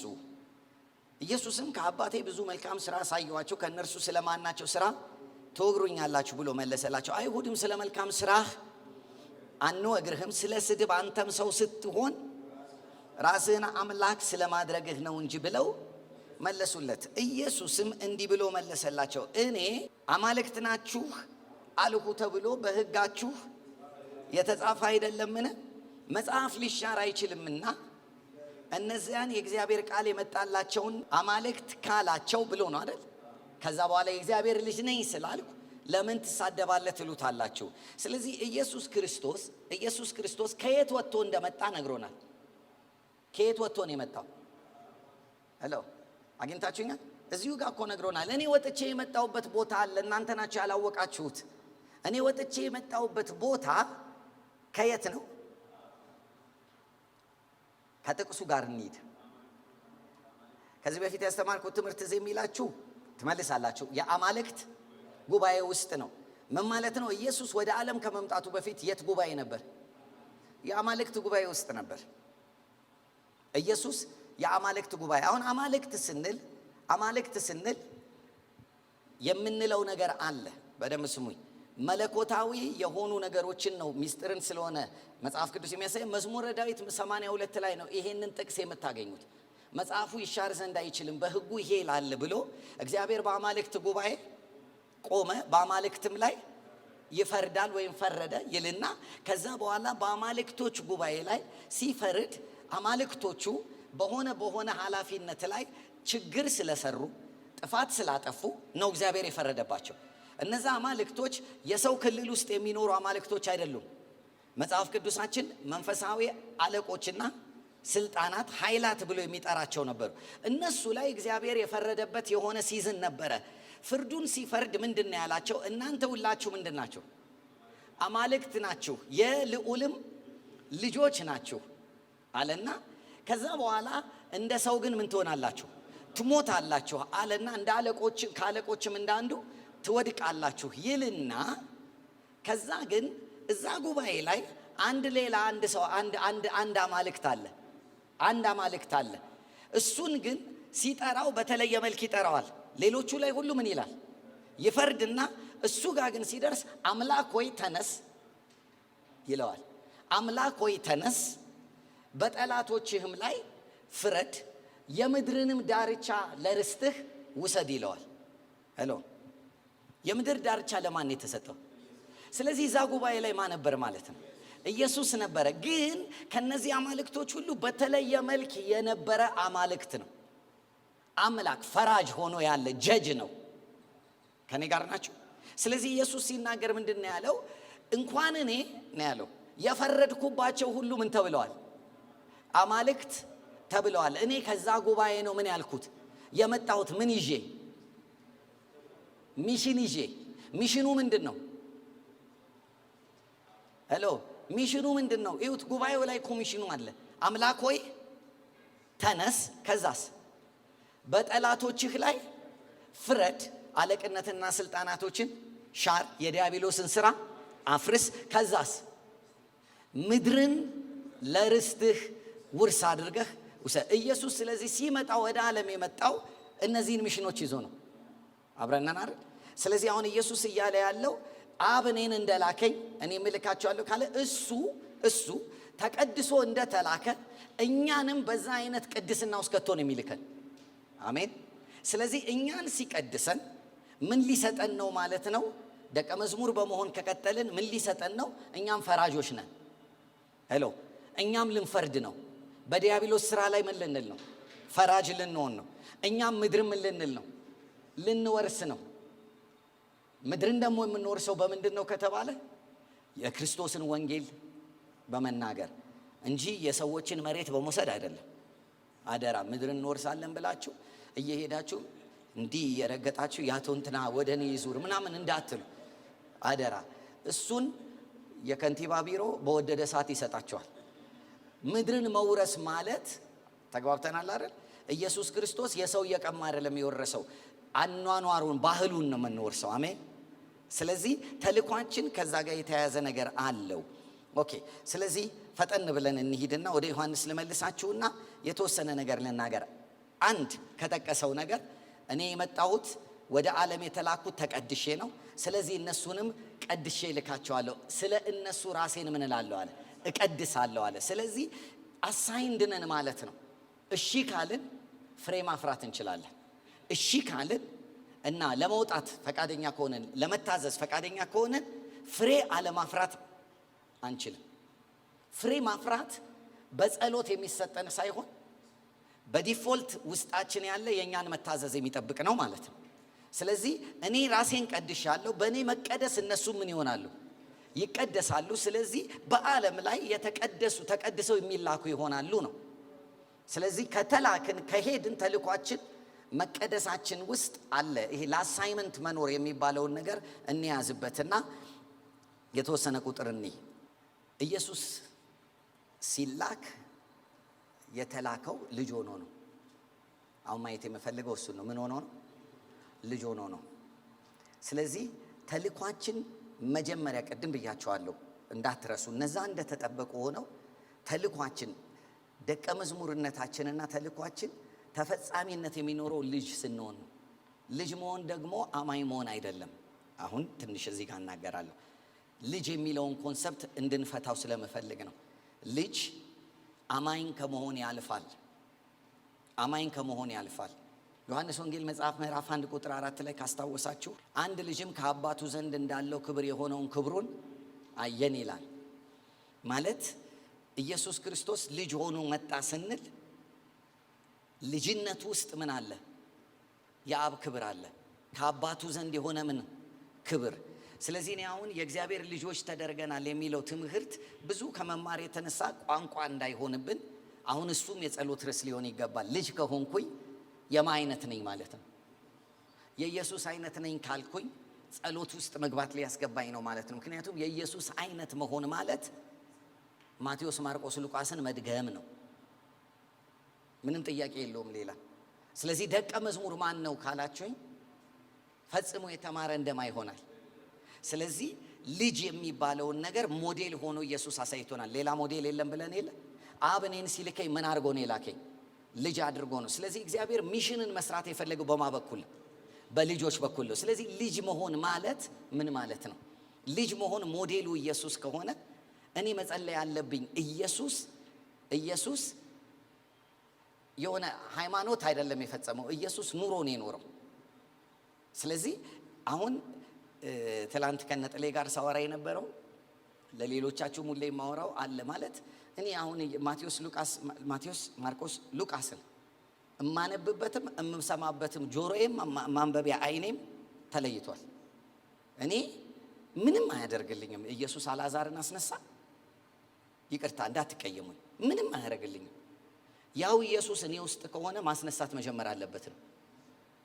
ሞዴሉ መስተካከል አለበት እና ወደ ጾም ጸሎት እንድንሄድ የሚያደርገን ነገር አሁን እንዲህ አይነት ግንዛቤ ነው። ልጆች ማለት ልጅ ነኝ እያሉ ኮንፌስ ማድረግ ሳይሆን ልጁ የኖረውን መኖር የሚችል ግን ልጁ የኖረውን ለመኖር የሚያስፈልግ የነበረው ዘሩ ነው አይደል? ዘሩ ደግሞ ማውስ ገብቷል። ስለዚህ እሱ ነው መልሶ ምን የሚለው የሚኖረው። እኛ የሚጠበቅብን እሱ ምን እንዲል ማድረግ ነው፣ እንዲኖር። እሱን ለማድረግ ደግሞ እኔ ላንስ እሱ ሊልቅ፣ እኔ ልሰበር እርሱ ሊጎላ፣ እኔ ልጠፋ እሱ ሊደምቅ ይገባ። ስለዚህ እሱን ለማድረግ እለት እለት የውስጡ ሰውነታችን እየታደሰ የውጩ ሰውነታችን የስጋ ምኞት ምናምን ምን መሆን አለበት ማለት መሞት አለበት ማለት መጥፋት አለበት። አሁን እኔ ኢየሱስን ዛፊቱ ጋር ሄደና ከዛ ፍሬ የላትም። አሁን ቆይ ጥያቄ ልጠይቃችሁ። ኢየሱስ ወራቱ ፍሬ እንደሌለ የፍሬ ወራት አልነበረም ይላል አይደል? ጸሐፊው እንደዛ ሉቃስ ነው ማን ነው እንደዛ የሚል ይላል እኮ። እና አያውቅም ኢየሱስ በጋ ክረምት አያውቅም ወይ? ግን ኢየሱስ በጋ ክረምት የሚቆጥሩት ሰዎች ክልል ውስጥ አይደለም ያለው፣ የእግዚአብሔር ልጅ ክልል ውስጥ ነው ያለው። ስለዚህ አሁን በኢየሱስ ክርስቶስ ስብዕና የእግዚአብሔር ልጅነት ውስጥ ገብቶ ሲኖር የትኛውም ነገር ፍሬ ሊከለክለው አይችልም። ሲዝን አያውቅም። ስለዚህ እንደው ኢየሱስ ክርስቶስ ምንድነው ያለው? ከዚህ በኋላ ፍሬ አይገኝብሽ አላት ነው አይደል? ዛፉን የሚል እና ግን ዝም ብዬ እንዲሁ ቁጭ ብዬ አሰብኩና መደዳውን ያሉ ዛፎች መደዳውን እኮ ያሉ ዛፎች ሊኖሩ ይችላሉ አይደል? እና ኢየሱስ የሄደባት ብቻ ናት ጉድ የሆነባት። እና ሌሎቹ እኮ አግኝታችኛል አይደል? ሌሎቹ ምን ሊሉ ነው? ፍሬ ሊቀጥሉ ነው አይደል? እና እኔ ዝም ብዬ እንደው አሁን ቢደነግጡ ምንድነው የሚያደርጉት ብዬ ሳስብ ወደ እነሱ ከመዞሩ በፊት ምንድነው የሚያወጡት? ይሁን ማለት ወደ እነሱ ቢዞር አልነገረንም እንጂ ቢዞር ያላቸው እድል ቶሎ ብሎ ምን ማለት ነው ማፍረ ለመሰላችሁ የእግዚአብሔር ልጅነት ውስጥ የሰው ልጅነት የለም። የሰው ልጅ ከውድቀት በኋላ የተጀመረ ኢኮኖሚ ነው። የእግዚአብሔር ልጅነት ግን ከመውደቅ በፊት የነበረ ኢኮኖሚ ነው። ስለዚህ ከመውደቅ በፊት የነበረ ኢኮኖሚ ላይ በጸሎት አይደለም ነገር የሚገኘው። እነ አዳም በሆነ ሲዝን ምናምን አይደለም፣ ግን ውድቀት ነው ያመጣባቸው። በነገራችን ላይ ከወደቁ በኋላ ነው ምድርም ምን የከለከለቻቸው? ፍሬ የከለከለ እና ኢየሱስ ሲመጣ እንደ እግዚአብሔር ልጅ ነው ከፍጥረት ጋር መነጋገር የሚችለው። ከውሃ ጋር የሚነጋገረው እንደ ምንድን ነው? እንደ እግዚአብሔር። ስለዚህ እኔ አሁን የከበደኝ ኮንፌስ ላድርግ እንደ ሰውና እንደ እግዚአብሔር ልጅ እየዘባረቁ መነጋገር ነው። አንዴ እንደማናገራለሁ እንደ ሰው፣ አንዴ እንደ እግዚአብሔር ልጅ ስናገር ይሰራልኛል፣ እንደ ሰው ስናገር ይሰሩብኛል። እንደዛ እኮ ነው ህይወታችን። አሁን ካያችሁ ኮንቲኒየስ እንደ እግዚአብሔር ልጅ መኖር፣ ኮንቲኒየስ እንደ እግዚአብሔር ልጅ መናገር፣ ኮንቲኒየስ እንደ እግዚአብሔር ልጅ ማሰብ፣ ኮንቲኒየስ እንደ እግዚአብሔር ልጅ መጸለይ፣ የሆነ ህብረት ማድረግ ዲሲፕሊኑ ነው ከባድ። ደቀ መዝሙርነት ይሄን ዲሲፕሊን መሄድ ነው። ይሄን ዲሲፕሊን መሄድ ነው። ስለዚህ አሁን እኔን ሲልከኝ ምን አድርጎ ነው የላከኝ? ልጅ አድርጎ ነው የላከኝ። ስለዚህ እናንተ ምን ሆናችሁ ነው የምትሄዱት? ልጅ። ግን ልጅ ጴንጤ ማለት አይደለም። ልጅ ምዕመን ማለት አይደለም። ልጅ እኔ የሆንኩትን ምን የሚሆን የእኔን ነገር የሚደግም እኔ በውስጡ ሆኜ ኑሮውን ልቀጥል ነው። ስለዚህ ማቴዎስ፣ ማርቆስ፣ ሉቃስ እነዚህ ወንጌላት ሲነበቡ የሚነበቡበት ነጸብራቅ መነጽር መለየት አለበት። ኢየሱስ ክርስቶስ ውሃ ላይ ተራመደ ሲባል ኦኬ ተራምዷል። እኔ አሁን ውሃ ፈልጌ ልራመድ አይደለም እያልኩ ያለሁት። ግን ያ ኢየሱስ እኛ ውስጥ ነው እና ይሄኛውን ትቶት ነው የገባው። በውሃ ላይ መራመድን ትቶ ለምጻም ማንጻትን ትቶ የሆነ የለም ትቶ እነሱን ትቶ እኛ በመንፈልጋት ልክ ነው ወይ የገባው? እነ ጴጥሮስ እንደዛ፣ ሐዋርያቶች እንደዛ ነበር ወይ የተቀበሉት? አያችሁ፣ እዚህ ጋር ነው ደቀ መዝሙር ሆነው በደንብ ተሰርተው የከረሙት ሰዎች ኢየሱስን የደገሙት። ለምሳሌ ትዝ ይላችኋል፣ ኢየሱስ የሞተ ሰው አለና ናና አስነሳ ሲባል ምንድን ነው ያለው? እሺ እመጣለሁ አለ። ከዛ መጣ። ከዛ ሲገባ ያለቅሳሉ። ልጅቷ ተኝታለች እንጂ አልሞተችም፣ አትንጫጩ ብሎ አስወጣቸው። በሩን ዘጋ። ከዛ በኋላ ታሊታ ኩሚ ብሎ አላት አይደል? ከዛ ተነሳች። ከዛ ከተወሰነ ዓመት በኋላ ደግሞ ጴጥሮስ ተራው ደረሰው። ከዛ የሞተ ሰው አለ ተባለ። ከዛ ጴጥሮስ ምንድን ነው ያደረገው? አቤት ያንኑ ሞዴል ነው የተከተለው። እመጣለሁ አለ አይደል? ሄደ። ከዛ በኋላ ገባ ዶርቃ ጋር በሩን ዘጋ አይደል? ከዛ ምን አላት? ተነሽ አላት። ማንን የደገመው? ምን ማለት ነው? ጴጥሮስ አክቹአሊ ኢየሱስን ደገመው ማለት አይችልም። ኢየሱስ ራሱን ደገመ። በማውስቶ ነው። ስለዚህ ደቀ መዝሙር ምን ማለት ነው? ተግባባን? ልጆች ውስጥ ያለ ኢየሱስ ማለት ነው። ስለዚህ አሁን አንድ ኢየሱስ ውስጥ የነበረ ኢየሱስ አሁን ብዙ ሰዎች ውስጥ ያለ ኢየሱስ ሆኗል። ስለዚህ ደቀ መዝሙር የሚለው ኮንሰፕት መታየት አለበት ብዬ የማስበው ወደዚህ በመድረስም ተልኳችን አንዱ ይሄንን መሆን ነው። በልጆች ነው የሚገለጠው የእግዚአብሔር መንግስት በልጆች ነው የሚገለጠው እና ይሄ አንደኛው ሐሳብ ነው። እኔን እንደላከኝ ምን እላቸዋለሁ?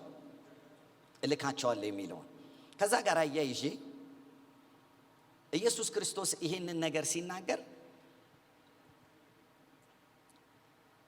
አብ እኔን እንደላከኝ እናንተን እልካለሁ ብሎ የተልእኮውን ነገር ሲሰጠን ልጆች በምን አይነት መልክ እንደሚላኩ ሌላ የሰጠን ነገር አለ። እሱ ሲመጣ ሲወለድ ጀምሮ የማ ልጅ ነው?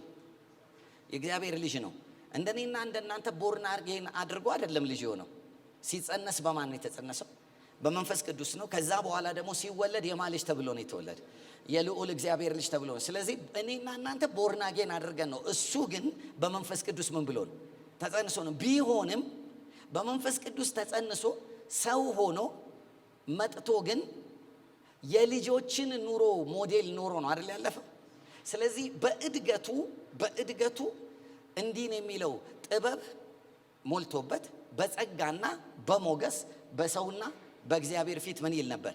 ያድግ ነበር። አሁን ራሱ እግዚአብሔር የጸነሰው ሰው የሆነ ፕሪፓሬሽን ታይም ካስፈለገው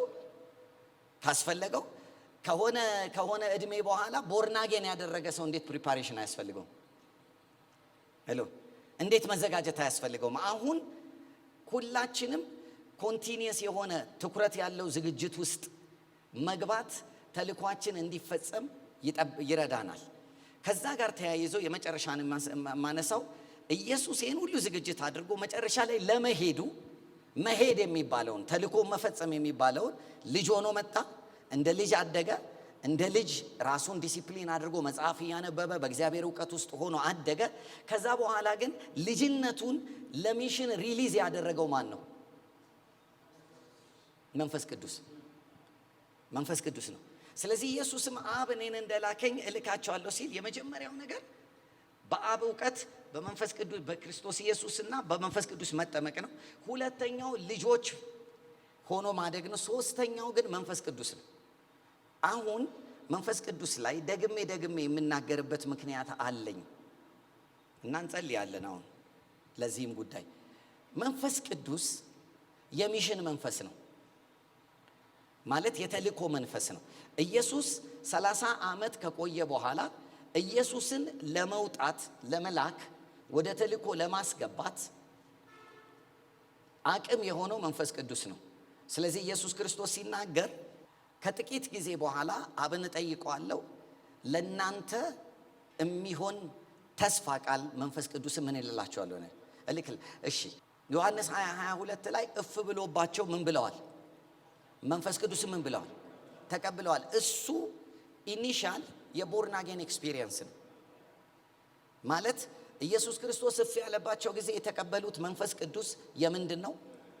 የዳግም ልደት ነው። በውስጣቸው የሚያድረው መንፈስ ቅዱስ ነው። በውስጣችን የሚያድረው መንፈስ ቅዱስ ለተልእኮ በቂ አይደለም። ሁላችንም ጌታን በተቀበልን ጊዜ ማገብቷል? መንፈስ ቅዱስ ገብቷል። ኢየሱስ ክርስቶስ ጌታ ነው ለማለት ማን ያስፈልገናል? መንፈስ ቅዱስ ያስፈልገናል። ወደ እውነት ሁሉ የሚመራ የሚያስተምረን ማን ነው? መንፈስ ቅዱስ ነው። ይላችሁ ወደ እውነት የሚመራው በውስጣችን ሆኖ የሚያስተምረን ይሄ ኢየሱስ ጌታ ነው እንድንል የሚያደርገን አምልኮ እንድናመልክ የሚያደርገን እንድንጸልይ የሚያደርገን እርሱ የዳንበት መንፈስ ቅዱስ ነው። እሱ የደህንነታችን የዳግም ልደት መንፈስ ቅዱስ ነው።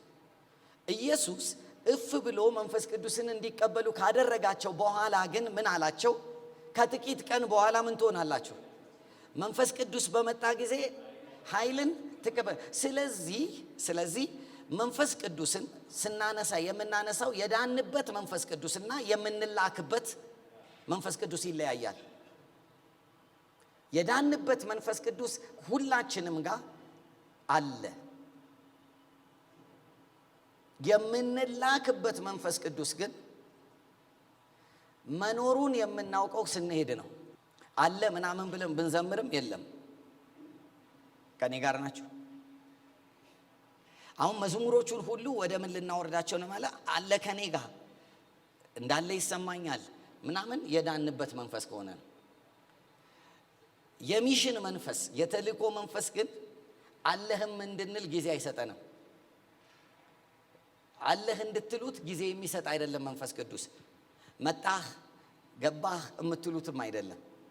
ምክንያቱም መንፈስ ቅዱስ ሲድኑ የተቀበሉበትና ሲላኩ የተቀበሉት መንፈስ ቅዱስ ይለያያል። መንፈስ ቅዱስን ተቀበሉ የሚለው እፍ ብሎባቸው የተልእኮ መንፈስ አቅም በሁለት መልኩ እንደሚሰራ ያሳያል። አንደኛው የልጅነት ወይም የክርስቶስን መንፈስ በማካፈልና ሁለተኛው የተልእኮ ኃይልን የመንፈስ ቅዱስን ኃይል በመስጠት ነው። አሁን ይሄ እፍ አለባቸው የሚለው ሐሳብ ኃይል አይደለም። ምንድን ነው? ዳግም ልደት ነው። የእግዚአብሔር ነገር ገባቸው። መጽሐፍትን ያስተውሉ ዘንድ አይምሯቸውን ከፈተላቸው። የሚያስተምረውን ቅዱሱን መንፈስ ሰጣቸው። የእውነትን መንፈስ ሰጣቸው። ከዛ ጊዜ ጀምሮ መጽሐፍን ሲያነቡ ይገባቸዋል። በቀዳት ሶል ለመሄድ ግን አይችሉም። ለመውጣት ግን አይችሉም። ተልእኮ የሚያመጣው የተልእኮ መንፈስ ቅዱስ ኃይሉ ነው። አሁን ጥያቄው ደቀ መዝሙርነታችን ወደዚህ ሊያደርሰን የምናደርግበት ዝግጅት ነው። ይሄንን የግድ ሁሉም ሰው መፈለግ አለበት። ባብላጫው ሰዎች ሁሉ ይሄንን እንዳይፈልጉ እያደረጋቸው ያለው ነገር የእናንተ ጥፋት ሳይሆን የአስተማሪዎች ጥፋት ነው። ምክንያቱም መሄድን ለተመረጡ ሰዎች አድርገን ያስተማርነው እኛ ነን። ጥፋቱ የኛ ነው። መሄድ ለተመረጡ ሰዎች የተሰጠ አይደለም። ኢየሱስ ክርስቶስ ከሙታን ሲነሳ በሰማይና በምድር ምን ተሰጠኝ? ስልጣን ተሰጠኝ። ምን ማለት ነው? ሄዳችሁ እምቢ የሚላችሁ ቦታ የለም ነው። በሰማይና በምድር ስልጣን ተሰጠኝ ሲል እናንተ ሄዳችሁ የኔ ስልጣን የማይሰራበት ቦታ የለም። ስለዚህ ይሄ በሰማይና በምድር ስልጣን ተሰጠኝ የሚለው ለእርሱ ልናመልክበት የምንጠቀመው ጥቅስ አይደለም። በሰማይና በምድር ስልጣን ተሰጥቷል ምናምን እያልን የሆነ ነገር ብናደርገው ደስ እያለ ወደ ላይ እየሞቀው ወደ ላይ የሚሄድ ኢየሱስ አትሳሉ። እሱ ያለ ልክ ከፍ ብሎ ከጨረሰ ቆይቷል። አሁን የሚፈልገው ያለ ልክ ከፍ ያለውን እናንተ ሊጨምሩለት የሚችሉት ከፍታ የለውም። እኛ የምንሄድበትን ግን ስልጣን ሰጥቷል። ስለዚህ በሰማይና በምድር ስልጣን ተሰጠኝ ሲል ከጥግ እስከ ጥግ የምድር ዳርቻ ሁሉ ለማ ተሰጥቷል? ለኔ። ስለዚህ እናንተ በልጅነትና በመንፈስ ቅዱስ ተሞልታችሁ ሂዱ እንጂ እኔ የማልሰራበት ክልል የለም። የትኛውም የዓለም ክልል ላይ ኢየሱስ ይሰራል። የትኛውም የዓለም ክልል ስል ግን ጂኦግራፊ አይደለም። የዓለም ተራሮች ላይ ሁሉ ኢየሱስ ይሰራል። የትኛውም የዓለም ተራሮች ላይ ኢየሱስ ይነግሳል። የትኛውም ተራሮች ላይ ኢየሱስ ክርስቶስ ጌታ ሆኖ ይገለጣል። ይሄ ማለት በሰማይና በምድር ምን ስላለው? ስልጣን። ስለዚህ እኔ ያልወሰድኩት የለም አለ። ከዚህ ጋር አንድ ነገር ልስጣችሁ። ይህንን ስልጣን ተሰጠኝ የሚለውን ሐሳብ ከሱ በፊት እኮ ያለ ሰው አለ፣ ያለ አካል አለ። ሰው አልበለው። ማን ነው? ዲያብሎስ እኮ ኢየሱስን ጠርቶት ዓለምንና በዓለም ያለውን መንግስትን፣ ክብርን ሁሉ አሳይቶ ይሄ ሁሉ ስልጣናቸው ምን ብሎኛል? ምን ማለት ነው? ዲያብሎስ እያለ ያለው እኔ ሄጄ የማልሰራበት ቦታ የለም። እኔ በእነዚህ ቦታዎች ላይ ሁሉ ምን አለኝ? ስለዚህ የትኛውም ክልል ላይ ገብቼ ምን እላለሁ አለ? እሰራለሁ ነው እኮ እያለ ያለው። ከዛ ኢየሱስ ክርስቶስ ደግሞ ከሙታን ሲነሳ ምን አለ? በሰማይና በምድር ምን ተሰጥቶኛል? አሁን በጣም እውነት እንነጋገር። ዲያብሎስን የምናምነው ኢየሱስን? እውነት እንነጋገር። ዲያብሎስን የምናምነው? እውነት እንነጋገር። ይቅርታ አትበሳጩብኝ። ዲያብሎስን የምናምነው ምክንያቱም በየሰፈሩ ዲያብሎስ ይሰራል ብለን የምናምነውን ያህል ኢየሱስ ይሰራል አንልም። በየሲስተሙ ዲያብሎስ ይሰራል ብለን አምነን በዲፎልት የተቀበልነውን ያህል ኢየሱስ በዲፎልት ይሰራል ብለን አናምንም። ዩሲ ጭንቅላታችን ላይ ሰይጣን ስቲል ባለስልጣን ነው። ኢየሱስ ክርስቶስ እንዲህ አለ፣ ዓለም ሁሉ ላይ ያለውን ነገር አሳይቶት ይሄ ለኔ ምን ብሏል? ተሰጥቶኛል። ምን ማለት ነው? የትኛውም ክልል ይገዛልኛል፣ ይታዘዘኛል። የትኛውም ተራራ በኔ እጅ ነው። የትኛውም ማህበረሰብ እኔ እንዳደረኩት እየሆነ ነው እየኖረ ያለው። እና እንደውም አለው ኢየሱስን እኔ ይሄንን ማህበረሰብ ላንተም እንዲገዛል ላደርግ እችላለሁ ከኔ ጋር ምን ካልክ። ከዛ በኋላ ኢየሱስ ክርስቶስ ደግሞ የመጣው ምኑን ሊወስድ ነው? ይሄን ስልጣን ሊወስድ ነው። ስለዚህ ኢየሱስ ክርስቶስ ይሄንን ፈተና አለፈው። ፈተናውን ያለፈው ምን ስለሆነ ነው? ልጅ ስለሆነ ነው። ይላችሁ ልጅ ይሄን ፈተና ያልፋል ማለት ነው። ከዛ በኋላ ኢየሱስ ተነሳና በሰማይና በምድር ምን ተሰጠኝ? ስልጣን ተሰጠኝ። አሁን ዲያብሎስ ግን በሰማይና በምድር አይደለም ያለው እኮ የት ነው? በዓለም ላይ ነው አይደለ እንዴ? ኢየሱስ ጋር ግን ሲመጣ በየትና በየት ምን ማለት ነው? የትኛውም ቦታ ላይ ምን አለው ማለት ነው? ኢየሱስ ስልጣን ተሰጥቶኛል አለና እንግዲህ የሚል ቃል ተጠቀመ። አያችሁ፣ ይሄን ካለ በኋላ ነው ምን በሉ ያለው? እንግዲህ ሂዱ። ስለዚህ መሄድ ላይ ነው ስልጣን የሚሰራው። ሄሎ፣ ስንሄድ ምኑ ይሰራል ማለት ነው? ስልጣኑ። ስልጣኑን ማወቅ ለመሄድ አቅም ይሆነናል። ስንሄድ ደግሞ ስልጣኑን ይገልጣል። ግን ኢየሱስ የተናገረውን አነጋገር አስቡት። ስልጣን በሰማይና በምድር ተሰጥቶኛል ሲል ዲያብሎስ የነበረው ሁሉ ለማ ተሰጥቷል? ተመልሶ ለኔ ሆኗል። ግን ከኔ ጀምሮ ብዙ ቃላቶችን እያስተካከልኩኝ ነው። ዓለም በክፉ ተይዛለች አይደል? ሁሌ የሚታየን ምኑ ነው? ክፉ። ኢየሱስ እኮ አይታየንም ታውቃላችሁ። ማለት ለስራ እንኳን እንዳንነሳሳ የሚያደርገን በጣም ወደታች የሚጫናን ክፉ ነው። እና እኔ ከአፌ ወጥቶ አያውቅም በዚህ ነገር፣ እግዚአብሔር ይመስገን አያውቅም። እኔ በጣም ብዙ አማኞች ሰምቻለሁ ሊውጡን ነው ሲሉ፣ እኔ ከአፌ ወጥቶ አያውቅም። ምክንያቱም ቁጥር እያዩ እኮ ነው ሰዎች ሊውጡን ነው የሚሉት። በሰማይና በምድር ስልጣን ተሰጥቶታል የነሱ አምላክ። ሄሎ፣ እዛ ክልል ላይ የሚጠራው አምላክ በሰማይና በምድር ስልጣን ከተሰጠው ይውጡናል። የእግዚአብሔር መንግስት ብቻ ነው የሚውጥ። ግን ምን ይፈልጋል? በሰማይና በምድር ስልጣን ምን አለኝ? ተሰጠኝ። ስለዚህ ተልኳችን ምንን ከመረዳት ጋር ይያያዛል ማለት ነው? ስልጣኑን። የማንን ስልጣን? የኢየሱስ ክርስቶስን። በዛ ውስጥ ሞር ስንገባ ለመሄድም ይቀላል። ለመሄድም ደቀ መዝሙር ለማድረግም የትም ቦታ ብንሄድ ውጤት ማምጣት እንደምንችል ግንዛቤ ይሰጠናል። ከዛ ጋር ተያይዞ ኢየሱስ ይህንን ቃል ሲጠቀም ሌላ ነገር እያሰበም ነው በውስጡ። እንግዲህ ሂዱና በምድር ሁሉ ምን በሉ? ለሰዎች ወንጌልን ስበኩ። ኦኬ። ስለዚህ ኢየሱስ ክርስቶስ ሲናገር እያለ ያለው ማቴዎስ 28 አይደለ? ከ18 እስከ 20 ይሄኛው ክፍል ከዘፍጥረት ምዕራፍ 1:26 ጋር እኩያ ነው ማለት ነው። ኦኬ። አሁን እኛ ብዙ ጊዜ የምናምነው በዲፎልት ብዙ ስለተማር ነው፣ ብዙ ተባዙ ምድርን ሙሏትና ምን በሏት። ለማን የተባለው? ለአዳም ነበር ብለን እንያዘውና ነበር። ከዛ በኋላ የኋለኛው አዳም ማን ነው? እሺ። ከዛ በኋላ አሁን ብዙ ተባዙ ምድርን ሙሏት ግዟት የማ ሆኗል? ስለዚህ መብዛት ጊፍትድ የሆነ የተባረከው በመብዛት ማን ነው?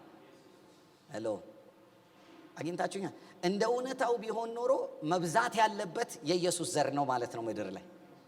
ሄሎ፣ ይሄንንም ንስሐ ገብቼበታለሁ። አንድ ወቅት ላይ ዱባይ በነበርኩበት ሰዓት እግዚአብሔር ምን አለኝ? ይሄ በጥራት በማመን ውስጥ ያለ በደልህን ንስሐ ግባ አለኝ። ማለት ለብዙ ጊዜ ኢየሱስ ክርስቶስ የሚበዛው የኋለኛው አዳም እንደሆነ አስቤው አላውቅም። ግን በምድር ላይ ብዙ ተባዙ ምድር ሙሉ ለአዳም ያኔ የተነገረው ነገር ተቀይሯል። ለማ ሆኗል?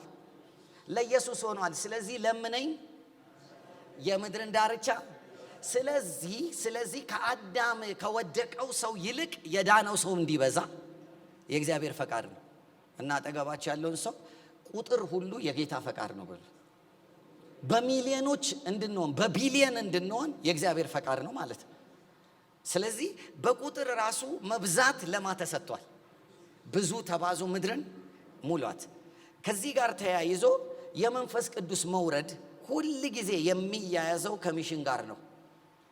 ከሚሽን ጋር ነው። መንፈስ ቅዱስ መነቃቂያ ሆኖ አያውቅም። ለመነቃቃትም አይመጣም፣ አያነቃቃም። ይሄንን ነገር ደግሜ ተናግሬ ያለው አሁን ለማስታወስ ቅድም ስንጀምር ምኑንም ብታውቁት የምናስታውሰው ነገር ይኖራል ብያቸዋለሁ።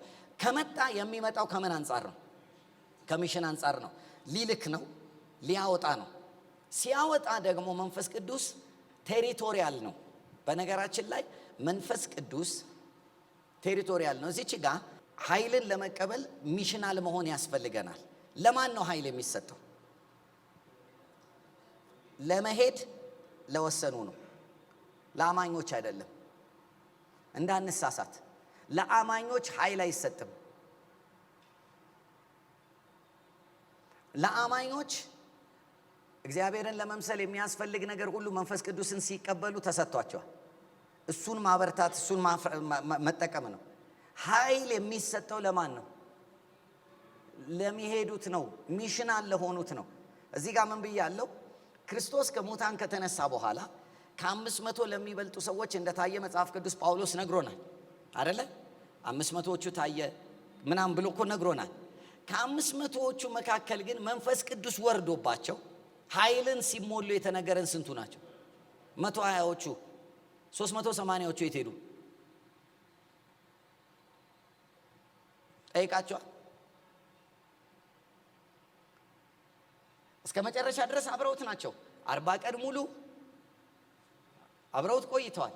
ግን 120ዎቹ ናቸው የተገኙት። ምን ማለት ነው? ኃይል እስኪመጣ በኢየሩሳሌም ቆዩ የሚለውን ነገር የታዘዙት ስንት ናቸው? 120 ናቸው።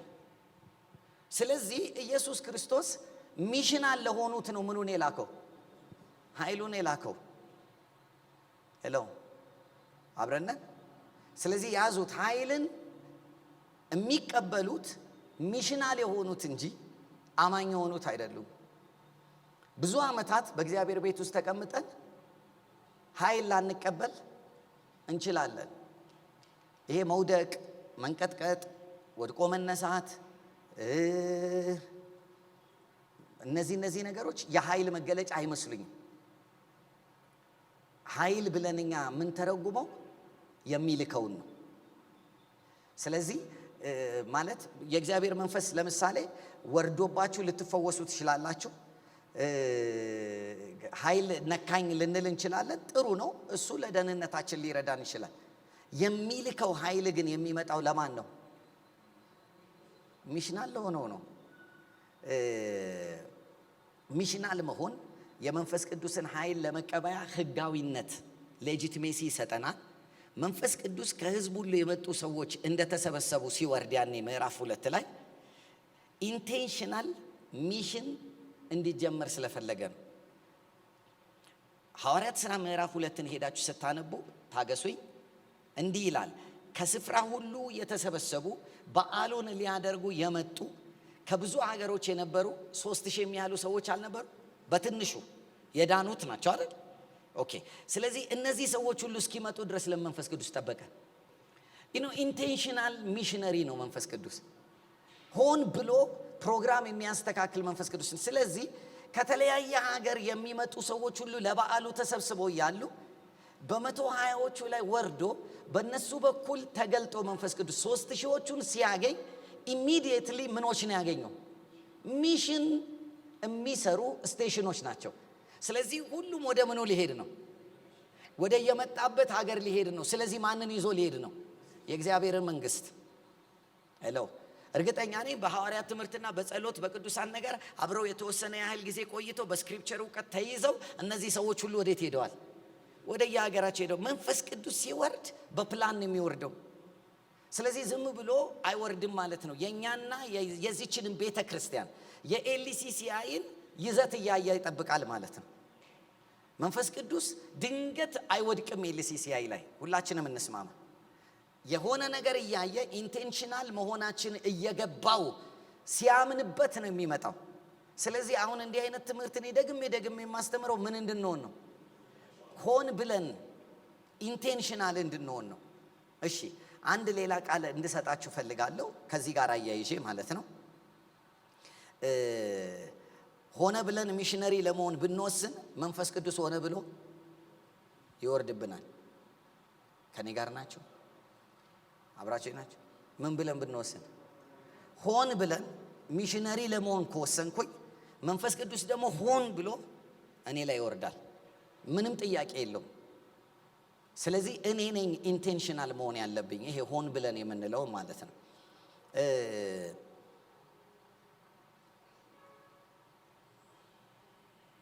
ከዛ ጋር ተያይዞ በኢየሩሳሌም ቆዩ የሚለውን ሐሳብ በኢየሩሳሌም ቆዩ የሚለውን ሐሳብ ልፍታ። የሉቃስ ወንጌል መጽሐፍ ምዕራፍ 24 ሉቃስ 24 ማቴዎስ 28 ማርቆስ 16 ዮሐንስ 20 ሐዋርያት ሥራ ምዕራፍ 2 እንደሆነ ታውቃላችሁ። የሚሽን ስቴትመንት እና የሚሽን መረዳትን የምናገኝበት የመጽሐፍ ቅዱስ ክፍል። እዚህ ውስጥ ኢየሱስ ክርስቶስ ከተናገረው ነገር ጋር መንፈስ ቅዱስ እስኪመጣ ድረስ ከኢየሩሳሌም ምን አትበሉ ብሏል፣ አትውጡ ተብሏል። እና ብዙ ሰዎች ከኢየሩሳሌም አትውጡ ተብለናል ምናምን ነገር የሚሉ አልሰማችሁ? ወይም ተራራ ላይ ወጥቼ ጠብቀዋለሁ የሚሉ ሰዎች ሰምታችሁ? አለ እኮ ተራራ ላይ ወጥቶ የሚጠብቅ አለ፣ ምን አለ ምናምን። እና ብዙ ግን አልመጣም፣ ተራራም ላይ አይመጣም። የሆነ እሱ አይደለም። ምንድን ነው መጠበቅ ምንድን ነው?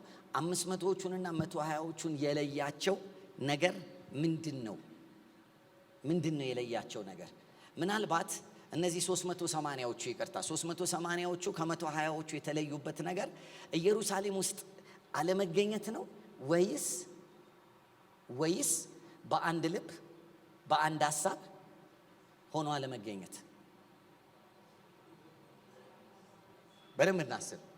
ስለዚህ በኢየሩሳሌም ቆዩ ሲላቸው ብቻ የከተማዋ ክልል ውስጥ ሁኑ እንጂ ወርድባችኋለሁ ነው ወይስ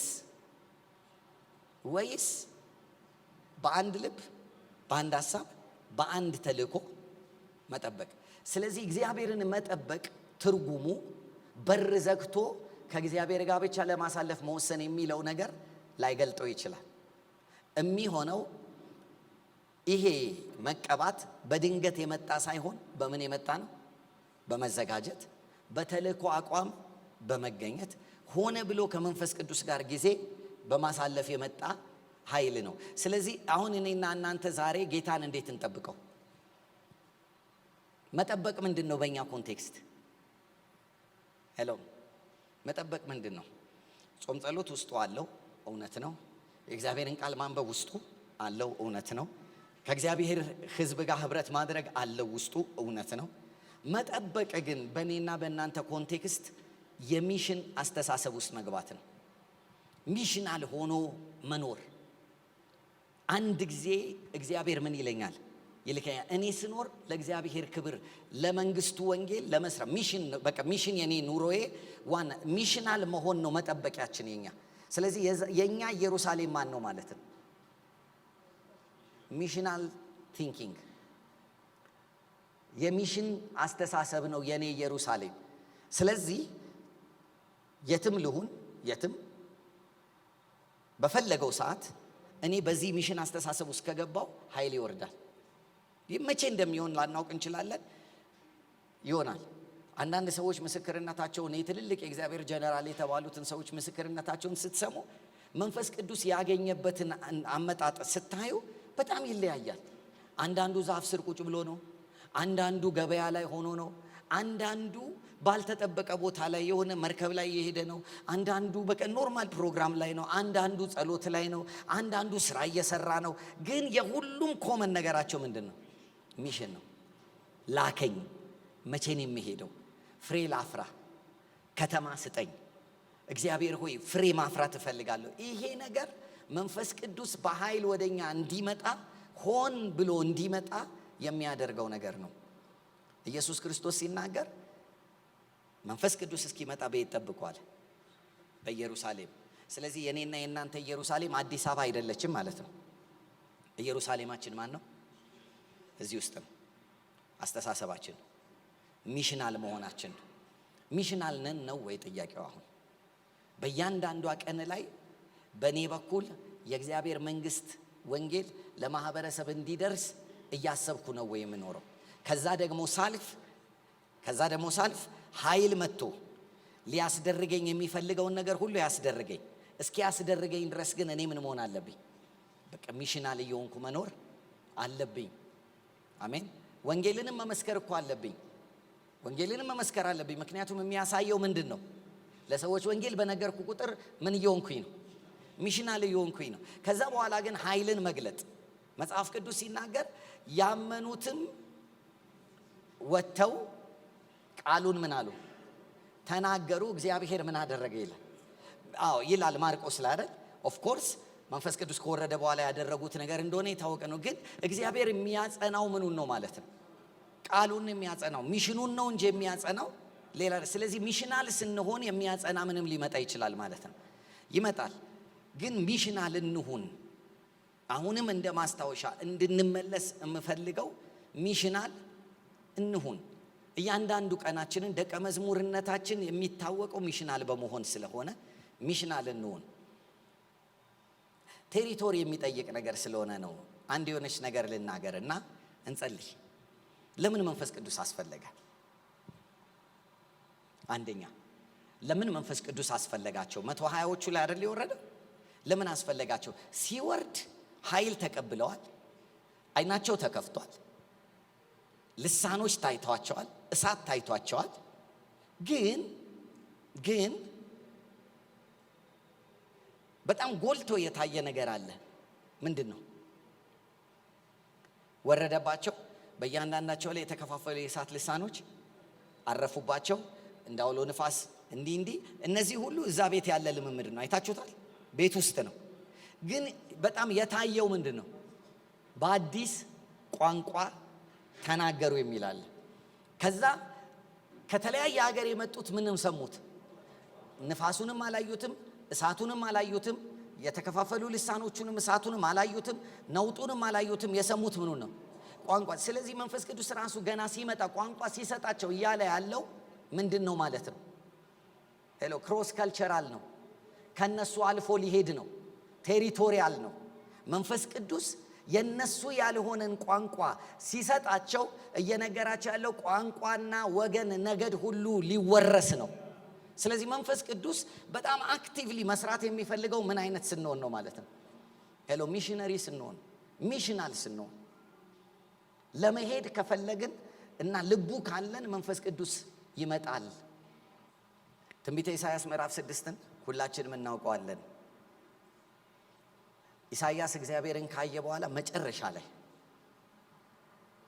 የእግዚአብሔርን ክብር፣ የእግዚአብሔርን ትልቅነት፣ የመድረኩን፣ የጨዋሂውን፣ የምኑን ካለን በኋላ ኢሳይያስ መጨረሻ ላይ ያለው ምንድን ነው? እኔ ላከኝ። እንደ ውስጥ ያጠገባችሁ ላለው ሰው የማይልክ ክብር ፌክ ነው በሉት። ይቅርታ እግዚአብሔርን እንደተናገርኩ ወይም ደግሞ እንዳቃለልኩ ምናምን ነገር እውነት ልንገራችሁ አይደለ? የማይልክ ክብር አየው የምንለው ክብር ካላከን ፌክ ነው።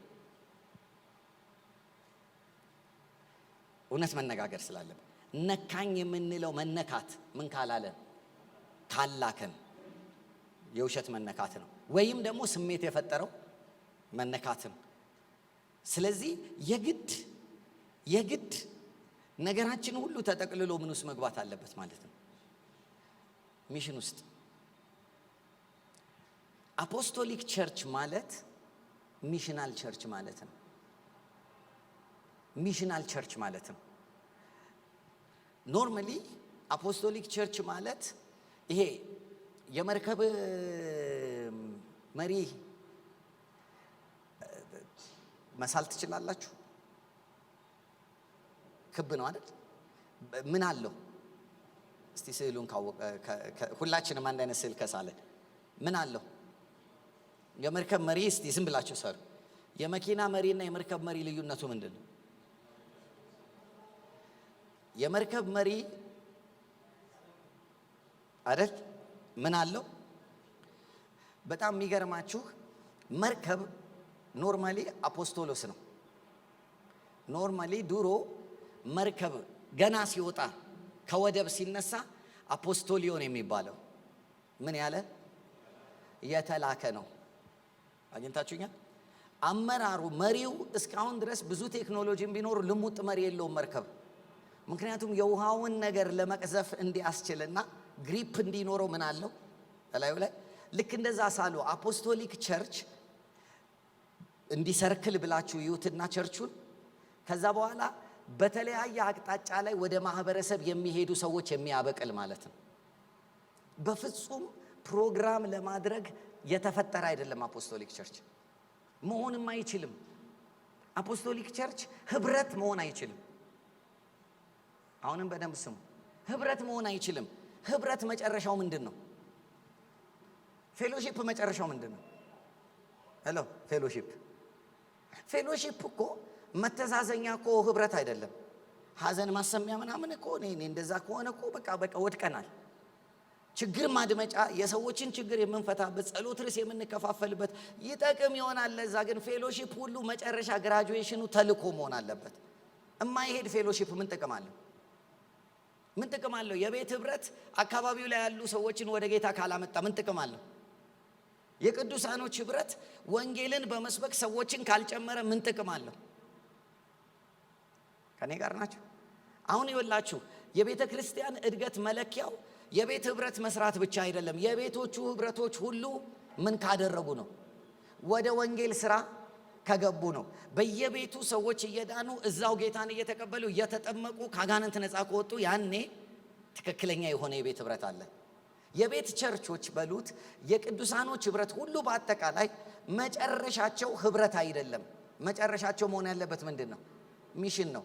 ለዚህ ነው መጽሐፍ ቅዱስ ያመኑት ሁሉ ይልና በአንድነት ዕለት ዕለት በጸሎት የእግዚአብሔርን ቃል የሐዋርያትን ትምህርት በመማር ከዛ በኋላ በህብረት እንጀራ በመቁረስ ይተጉ ነበር ብሎ ነው የሚዘጋው አይደል? ይተጉ ነበር። ጌታም የሚድኑትን ዕለት ዕለት ካልጨመረ ይሄ ነገር ሁሉ ኖርማል አማራጭ የሆነ እኮ የድሮ ሞዴል ነው። ስለዚህ እያንዳንዳችን መስራት አለብን ማለት ነው። ምን ለመሆን? ሚሽናል ሆነን ፍሬ ለማፍራት። ዱባይ አንድ ግሩፕ አለን አልኬል ጌት የሚባል ስሙ ራሱ እንዴት ደስ እንደሚል ነግራችሁ አልችልም። ይሄ ጌት ምናምን አፖስቶሊክ ነው፣ ደጅ በር እና ትልቅ የከተማ ክልል። እዛ ጋር አንድ የቤት ግሩፕ አለ እና የቤት ህብረት የቤት ቸርች አለን። በአጠቃላይ አባላቶቹ ህብረቱ ወደ 30-35 እስከ 40 ይደርሳሉ ልጆቹ። እና በጣም የሚገርማችሁ በአካል ዋናውን ጉባኤያችንን አይተው የማያውቁ ልጆች አሉ። ለአመታት ፕሮግራሙን ይካፈላሉ። በአካል ግን ከስራ ከምን የተነሳ መጥተው ህብረት ማድረግ አይችሉም። አስራት ምናምን ይልካሉ። እና ያ ግሩፕ በምን እንደሚታወቅ ታውቃላችሁ? ያ ግሩፕ የቤት ህብረት ሲያደርግ ሚሽን አለው። ስለዚህ አንድ ወር ሙሉ ሲሰበሰቡ 3 ሳምንት ይሰበሰቡና 4ኛው ሳምንት ላይ ረከቦት ቡና ምናምን ይዘው ይወጡና ፐብሊክ ፓርክ አለ። ፐብሊክ ፓርክ ላይ ፈንዲሻ ምናምን አድርገው ቁጭ ብለው ፕሮግራም የሚደረገው እዛ ነው። አበሻ ሁሉ ቡና ሲሸተው ታውቃላችሁ አይደል? ፈንዲሻ ምናምን እና ከዛ ሲያልፉ አበሾች ኑ ቡና ጠጡ ምናምን ይሉና ሙስሊሙ ምኑ መቶ ቡና ሲጠጣ ወንጌል ጥርቅም አድርገው ይሰሩና አባል ይጨምራሉ። ሚሽናል መሆን ማለት ኢንቴንሽናል ሶል ዊነር መሆን፣ ኢንቴንሽናል ሶል ዊነር መሆን እንጂ በቃ ቤት ውስጥ ያለ ፕሮግራም ማድረግ ሚሽናል መሆን አይደለም። ሚሽናል ኢንቴንሽናል ሶል ዊነርነትን ይጠይቃል። ስለዚህ አፖስቶሊክ ቸርች ከሆንን ኢንቴንሽናል ሶል ዊኒንግ ውስጥ መግባት አለብን። በምክንያት በቃ ሆን ብለን ሰዎች የሚድኑበትን መንገድ እና የሆነ ሾርት ሊቭድ አይሆንብን። የመጨረሻ አደራ የምላችሁ ህብረቱ ጥሩ ነው፣ ጸሎቱ ጥሩ ነው፣ አብሮ መሆኑ ጥሩ ነው፣ እንጀራ መቁረሱ ጥሩ ነው። የቤት ቸርች ፈልገና ያቋቋም ነው። የቤት ቸርቾች ሁሉ ግን አሁን አፍንጫና ጆሮ አብቅሉ፣ ሪሊ አብቅሉ አለን ማለት ሳይሆን ያልዳኑትን ሰዎች አካባቢው ላይ ለመውረስ ስትራቴጂክ ኢንቴንሽናል የሆነ ጸሎት በመጸለይ መውጣት እንጀምር። ግን ኢንቴንሽናል የሆነ ሚሽናል መሆን የግድ ያስፈልገናል፣ የግድ። ስለዚህ ህብረቱን ችለንበታል። አሜን፣ እግዚአብሔር ይመስገን። በጣም መልካም ነው። ጸሎቱን እየቻልንበት ነው ያልኩት፣ ችለናል አላልኩም። እየቻልንበት ነው፣ ምክንያቱም ገና መለማመድ ያለብን። በእንጀራ መቁረስ እየቻልንበት ነው፣ እግዚአብሔር ይመስገን አለ። በሐዋርያት ትምህርት መማር፣ ትምህርት ውስጥ መግባት እየቻልንበት ነው፣ እግዚአብሔር ይመስገን። ግን አሁን በጣም ወሳኝ የሆነ ነገር አለ። አሕዛብን ለርስትህ የምድርን ዳርቻ ለግዛትህ። እና እኔ ጌታ እንደዚህ ነው ያለኝ፣ ንስሐ ገብቻለሁ። እውነቴን ነው የምላችሁ። አንተ ጋር ስደርስ መካን መሆን አለብኝ ወይ? ምክንያቱም እኔ እኮ ብዛት ተብያለሁ በአባቴ። እኔ ጋር ሲደርስ መካን መሆን የለበትም። እስቲ እኔ ጋር መካን አይሆንም በሉ። ማለት ኢየሱስ ምን መሆን አለበት? መብዛት አለበት። ምድርን ምን ማለት አለበት? መሙላት አለበት። ስለዚህ እሱ በእኔ ከሆነ የሚበዛው እኔ የግድ ለሱ መብዛት መስራት አለብኝ ማለት ነው። ሚዲያ ተጠቅመን መስራት አለብን። ወንጌሎችን በደንብ ማውራት አለብን። አሜን። ኦኬ። ስለዚህ አብ እንደላከኝ እኔ ልካቸዋለሁ ከሚለው የተወሰነ ነገር ነው መንካት የፈለኩት። ግን መልሼ ወደ እናንተ ማምጣት የምፈልገው ኢንቴንሽናል ሚሽን ውስጥ እንግባ። ግን አሁን ሌላ የምንፈልገው ለውጥ አለ። ኢንቴንሽናል ሶል ዊኒንግ ውስጥ መግባት አለብን። ኢንቴንሽናል ሶል ዊኒንግ ማለት በቃ እኛ ብቻ ድነን መቅረት፣ ሰው ሁሉ ምን መሆን አለበት? መዳን አለበት። ስለዚህ የኔ የመጀመሪያው ስራዬ ሶል ዊነር መሆን አለበት እና የግድ ይሄንን ነገር ማድረግም መጀመር አለብኝ። በቃ የእግዚአብሔር የመጨረሻ የልብ ትርታው ዓለምን ሁሉ በክርስቶስ ምን ማለት ነው መጠቅለል ከሆነ የሚጠቀልለው ዝም ብሎ አይደለም፣ በየቦታው ያሉ ሰዎች እንዲድኑ በማድረግ ነው። ተራራ ስንልም እኮ የሆነ ስዕል አይደለም። ተራራ እኮ ሰዎች ናቸው። ስለዚህ በየቦታው ክርስቶስን የሚያምኑ ሰዎች ይብዙልን። የነጠፈው ሸለቆ ምንም ውሃ የሌለበት ስንቱ ጠጥቶ ረካ፣ ታምር ሰሪው ሲገኝበት ሬት ያለው ሕይወት ሲቀምሱት ጣፈጠ፣ አንተ እጅ ላይ ሲገባ ሁሉም ነገር ተለወጠ። ስደክም ያበረታኝ፣ ሳዝን